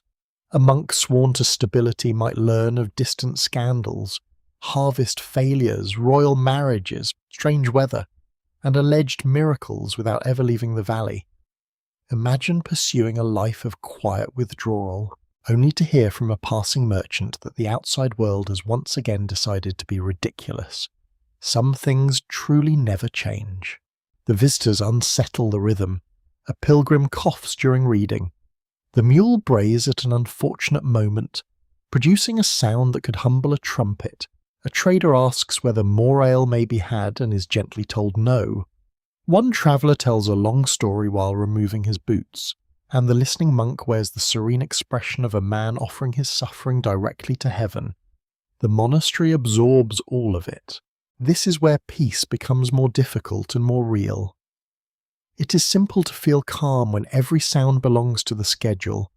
It is harder when someone arrives hungry, wet, frightened, opinionated, and unaware of the local silence. The monks must adjust without becoming resentful. They must protect prayer without protecting selfishness. They must offer warmth without letting the whole house collapse into chatter and distraction. You watch an older monk guide one pilgrim to the chapel. The pilgrim kneels heavily, shoulders shaking, whether from cold or feeling you cannot tell. His journey may have been an act of penance, gratitude, hope for healing, or devotion to a saint.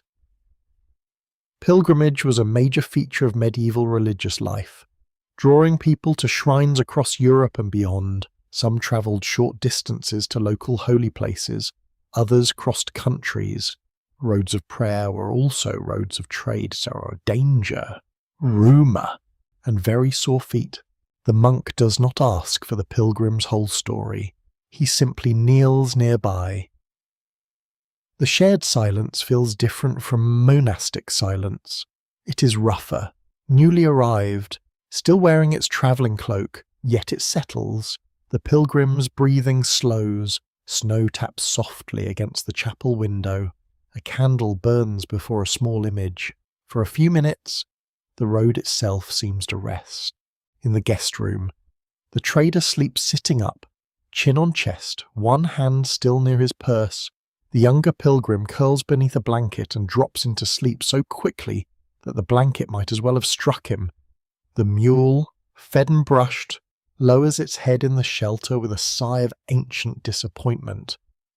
You feel fond of it, perhaps because it has no interest in pretending winter is spiritually elegant. As evening nears, the guests join the meal in their appointed place. The reader continues. The visitors try to follow the silence, with mixed success. One pilgrim's spoon knocks the bowl too loudly, and he freezes as if he has broken a cathedral. A monk beside him gives the smallest reassuring nod. The world has not ended. The bowl survives. Peace can tolerate a spoon. When the gate closes for the night, the monastery feels fuller, not noisier exactly, but broadened by the presence of people who will leave footprints outward as well as inward. The monks return to prayer carrying scraps of news, faint smells of the road, and the quiet labour of having been available. Hospitality has cost them attention, food, warmth, and time. It has also reminded them that solitude is not escape from love. You stand near the covered walk as snow gathers on the gate beam. Beyond it, the road is hidden again. Inside, strangers sleep under monastic blankets. The bell sounds, calling everyone back to the shared rhythm. Peace does not close the gate forever. It opens, receives, steadies, and closes again, gently, like a hand around a candle flame. The night does not stay whole in the monastery. It is divided, lifted, folded, and entered again, as if darkness itself has been given a rule to follow. You wake to the bell, not fully, not gracefully, but in layers. First the sound enters your dream and becomes part of it. Then it separates from the dream. Then your body understands that the bell is real. The room is cold, and your blanket has become the most persuasive theologian in the building. Around you, monks stir in the dimness. No one speaks. The shared room fills with the tiny sounds of interrupted sleep straw shifting, cloth rustling, sandals found by touch, a small cough, a quiet sigh that might be resignation or prayer. You sit up slowly. The air touches your face with icy fingers. Your body would like to file a formal appeal.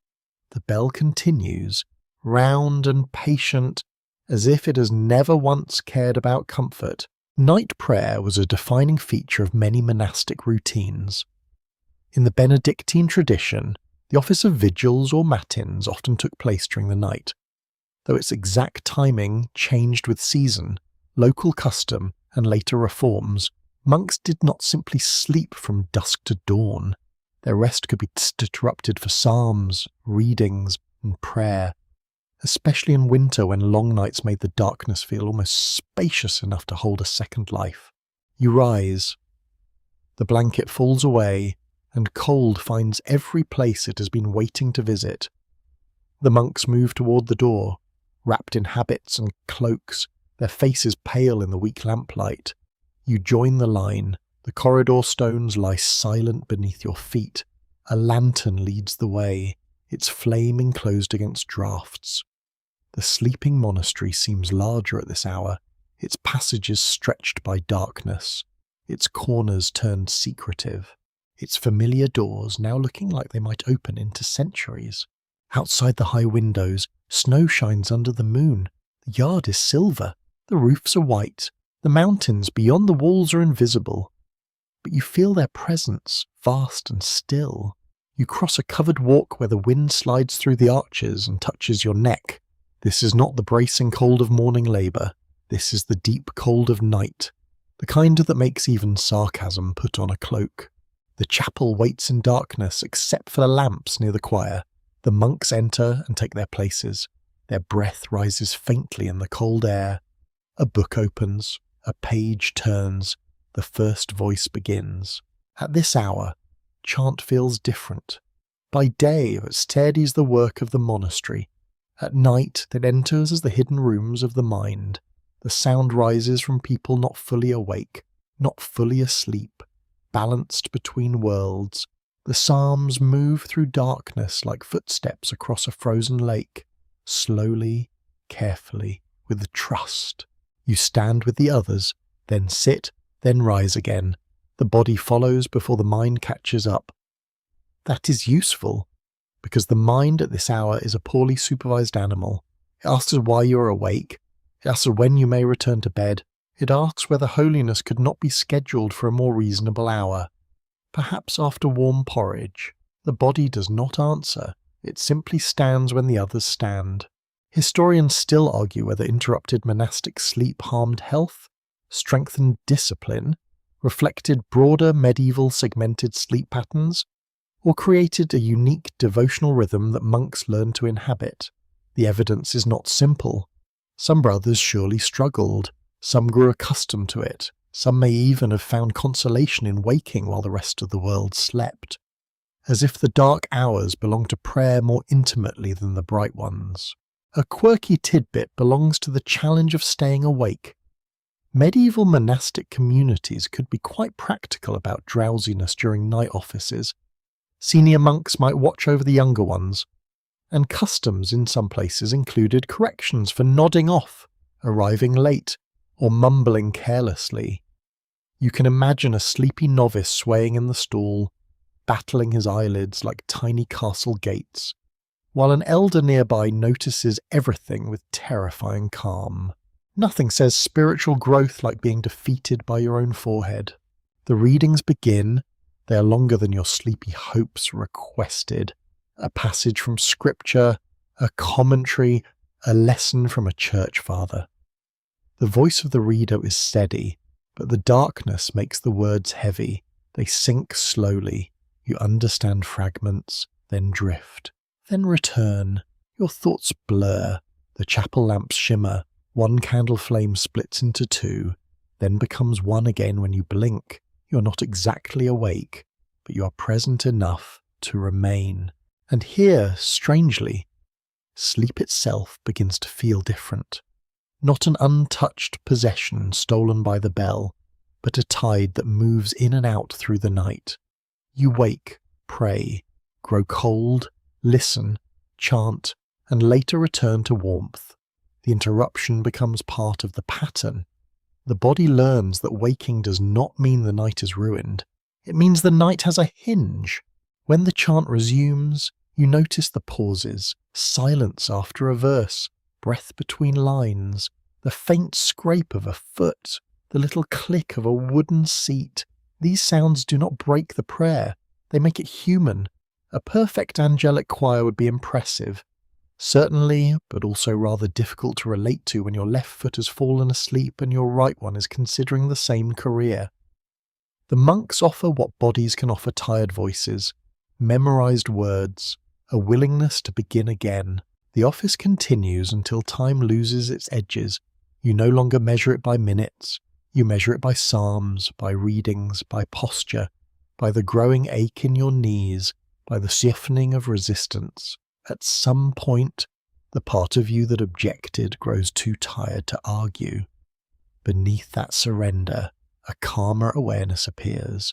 The cold is still cold, the hour is still difficult, yet the chapel holds you, and the darkness no longer feels empty. It has been filled with attention. Night prayer also changes fear.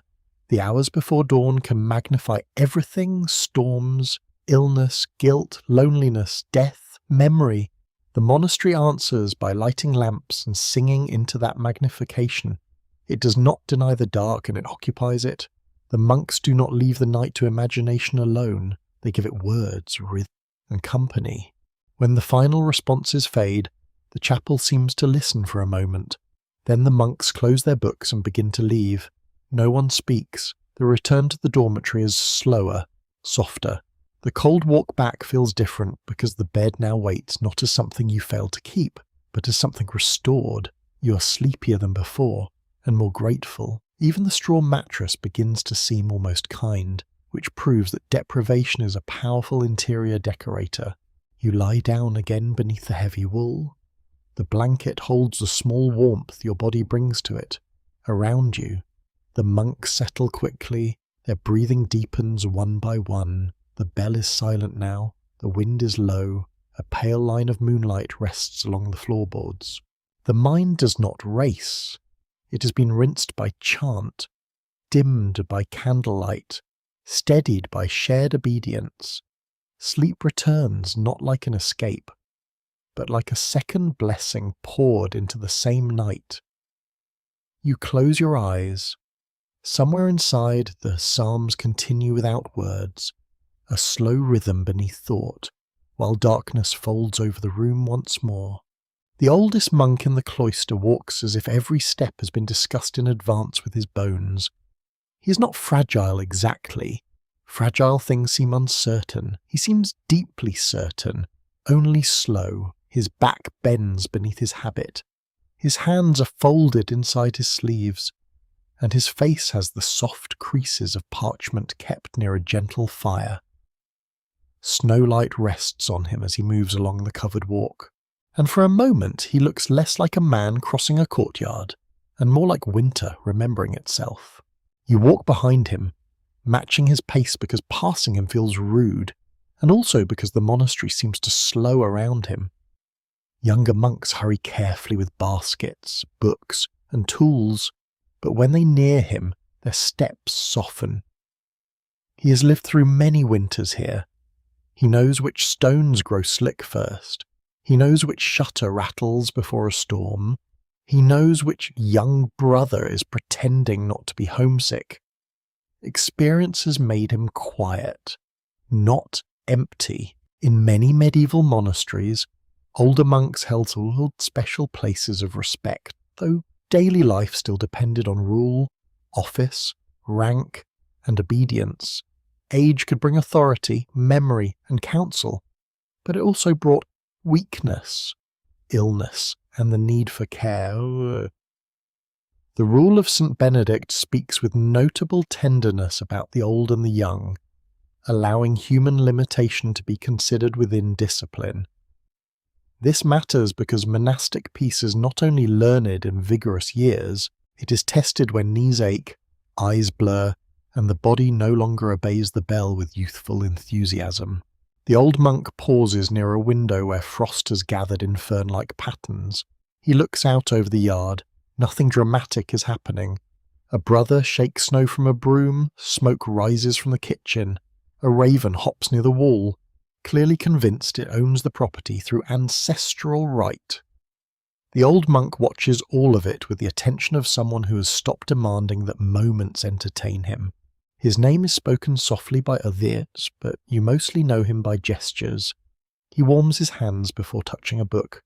He blesses bread with a thumb worn smooth by use. He rests after climbing 3 steps, then continues without complaint. He listens more than he speaks.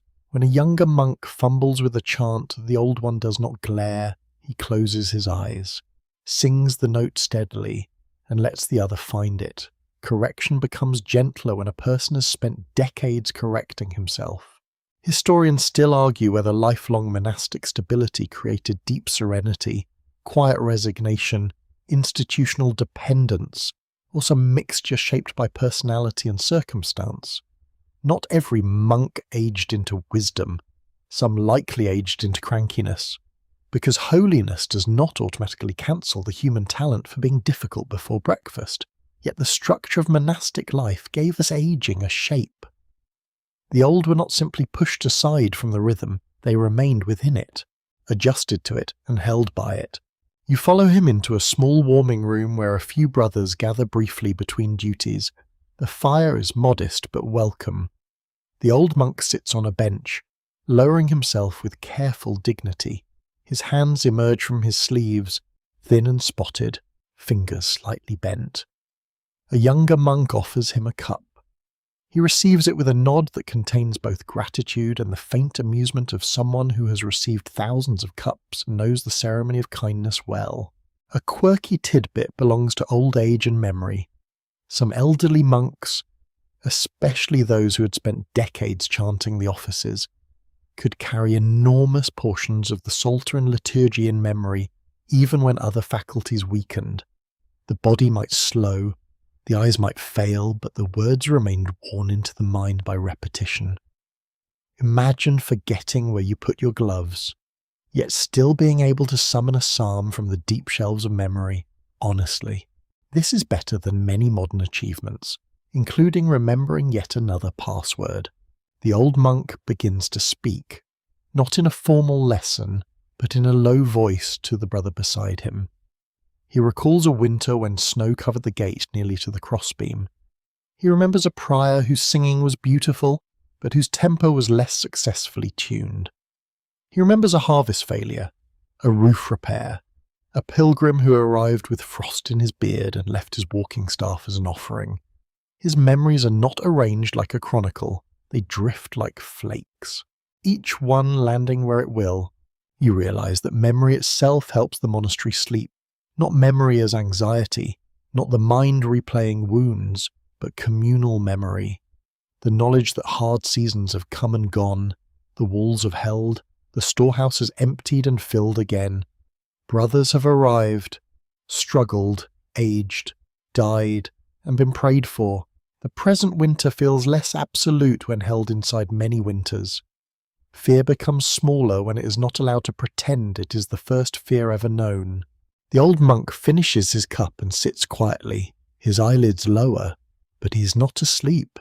He is resting in the way old people sometimes rest, halfway between attention and inwardness. The firelight moves across his face. A young monk near the door shifts impatiently, clearly eager to return to his task. The old monk opens one eye and smiles, not mockingly, just knowingly. Youth believes every delay is a theft.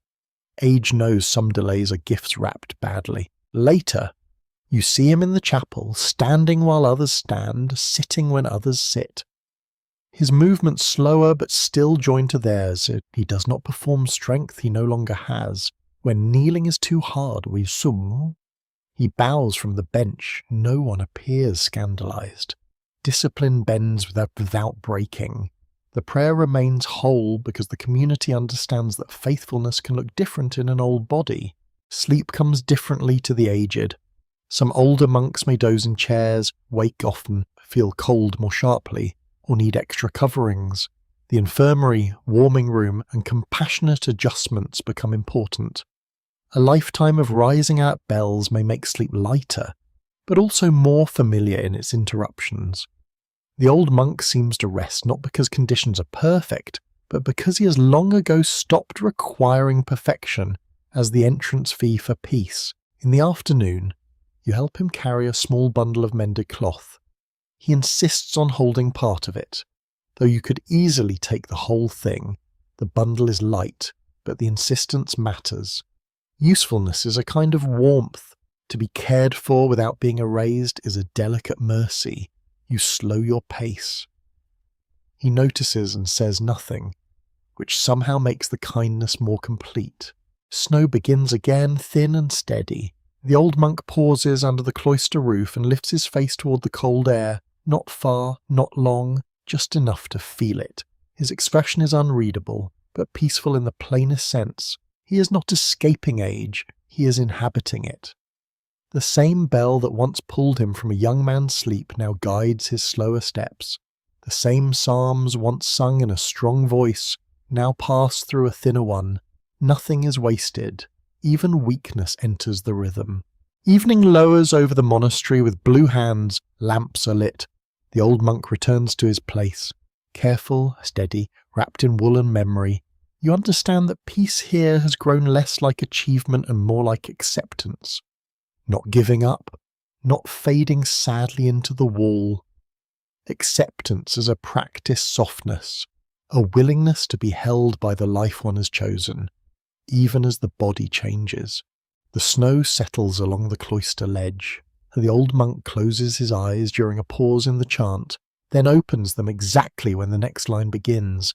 Somewhere deep inside him, the words are still awake. They rise without hurry, worn smooth by years, carrying him gently through the cold evening like a warm cloak no winter can quite remove.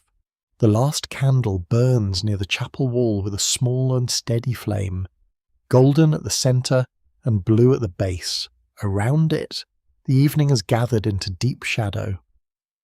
The monastery is quieter now, not empty, but settled, like a book closed with a ribbon inside to mark the place. Snow presses softly against the windows. The beams overhead are dark. The stones beneath your feet hold the cold of many hours, but your body has learned not to treat every chill as an emergency. You stand among the monks as the final office of the day begins. Compline, the prayer before sleep, has long served in many Christian monastic communities as a gentle closing of the daily rhythm. Its words often turn toward protection through the night, peace at the end of labour, and trust in darkness. This mainstream historical fact feels less like information now, and more like a blanket being unfolded over the mind. The day has been opened by bells, crossed by footsteps, shaped by work, fed by bread, tested by weather, and now gathered into a final handful of words. The chant is softer than the night at office, warmer than the dawn, lower than the storm wind. Voices move together without strain. No one sings to impress the rafters. No one aims for glory.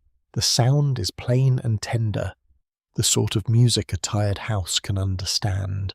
You feel the day loosening from your shoulders, the cold basin, the broom, the rough bread, the ink, the icy crossings, the restless thoughts, the bitter herbs, the storm, the books, the strangers, the old monk's slow steps. All of it settles into the same dusk. A lamp flickers near the choir stalls. The old wood glows in narrow strips. A monk's sleeve brushes the carved armrest. Someone shifts weight carefully from one foot to the other. You notice small things because the prayer has slowed your looking. The wax scent is warm and faintly sweet. The candle flame leans, straightens, leans again. Outside, snow continues its patient work, covering tracks, softening corners, making the whole world look as though it has been forgiven by weather. Historians still argue whether monastic peace came mostly from belief, discipline, community, landscape, habit, or the hard limits imposed by poverty and climate. At this hour, the answer seems to refuse separation. Belief gives meaning. Discipline gives rhythm, community gives support, landscape gives silence, habit gives the body a path, hardship removes some illusions and supplies others. Because even a cold monastery can tempt a person to feel impressively spiritual about having cold toes. The peace is woven, not poured from one jar. The prayers move toward protection. In medieval life, night was not just bedtime, it was danger, mystery, and vulnerability. Fires could spread, illness could worsen, travellers could be lost, Animals could cry out from the dark, dreams could trouble the spirit. Darkness did not vanish at the touch of a switch. It arrived fully, and people entered it with lamps, prayers, and trust. The monks do not conquer the night, they commend themselves to it gently. You join in the final responses as best you can. Your voice is quiet, not entirely sure of every word, but carried by the others. That is enough. In a monastery, much of life is learned by being carried until the body remembers. The first clumsy crossing becomes a steady path. The first harsh bed becomes a known place. The first anxious seance becomes a room you can sit inside. Even sleep, shy and easily offended, becomes easier when invited by the same gestures each night. A quirky tidbit glimmers in the candlelight. In some communities, the period after the final evening prayer was kept in especially strict silence, sometimes called the Great Silence. Speech would wait until morning unless necessity required it. Imagine finishing the day with everyone agreeing, "Oh, this one at last," not to add one more opinion to the universe. It is a custom modern households might consider during the hour when someone begins explaining furniture placement right before bed. The office ends. The last notes fade into stone. No applause, no closing speech, no announcements that spiritual calm has been successfully completed. The monks bow and begin to leave. The movement is slow, careful, nearly weightless. You follow through the corridor, where the candlelight from wall neckties pulls along the floor. The building seems to know this part best. It releases people towards sleep by narrow passages, lowered voices, familiar turns, and doors that close softly. In the dormitory, the beds wait in rows, plain and patient. The room is cold but not hostile. You fold your outer cloak with hands that have grown used to rough cloth. You sit on the edge of the straw mattress. It crackles faintly, as if making one final comment. Your sandals come off. Your feet tuck quickly beneath the blanket. The wool settles over you with its scratchy, dependable weight. No one speaks. A brother near the door lowers the lamp. Another kneels briefly beside his bed. A younger monk lies down too quickly, and then adjusts more slowly, perhaps remembering that sudden motion makes straw complain. The old monk settles with help from a nearby brother, then nods in thanks. The gesture is small, but in the silence it shines. You lie back. The ceiling beams are barely visible. Breath gathers in the room, one rhythm joining another. The cold above your face feels clean. The blanket holds warmth close. Your body is tired in many separate places, but the tiredness is honest, earned by useful motion and softened by prayer. The mind reaches for its usual late-night tools: memory, worry, planning, regret, but finds them less sharp. The day has already given each one a place to rest. The final candle beyond the room is put out. Darkness deepens, but it is not empty. It contains the monastery, the sleeping brothers, the banked fire, the stored grain, the sheltered travellers, the closed books, the hanging herbs, the bell waiting in silence, and the snow falling without hurry over the roofs. This is not far away now. It is not a rare treasure hidden beyond hardship. It is here in the plainness, in the hard bed accepted, in the breath allowed to slow, in the night trusted one more time. You close your eyes. The wind brushes the walls, the snow covers the path, the monastery sleeps, and you sleep inside its rhythm. The room grows softer now, softer than stone should be, softer than wool first seemed, softer than the long white weather beyond the shutters. Nothing needs to be carried any farther tonight. The tools are set down, the bowls are washed, the pages are closed. The bell rests in its tower, silent and round, holding tomorrow inside itself without hurry. You breathe in, and the air is cool. You breathe out, and the blanket warms the small space around you. There is no need to count every sound. The creak of timber is only timber. The sigh of wind is only wind. The faint breathing nearby is only other tired souls, safe enough to drift. Snow falls over the roofs in slow, patient layers. It covers the yard, the footprints, the edges of the gate, the silent trough, the path to the chapel.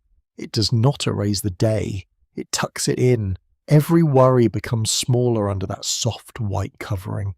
Every unfinished thought can wait outside the door with its hood pulled up. Quiet at last. No longer asking to be solved before morning. The old walls keep standing. The fire keeps a hidden ember somewhere in the dark. A sleeping monk turns gently and settles again. You are allowed to do the same. No performance is needed. No perfect calm is required. Rest arrives in small kindnesses, warmth at the feet, breath in the chest, darkness held by familiar walls, and a silence that asks nothing from you. Let the monastery fade now. Let the candle glow become a memory. Let the snow become only softness. Let the bell sleep. Let the mountain sleep. Let the whole white valley rest under the night. And let yourself drift with it, slow and safe, until even the last thought lowers its voice and disappears. End of script. Sweet dreams.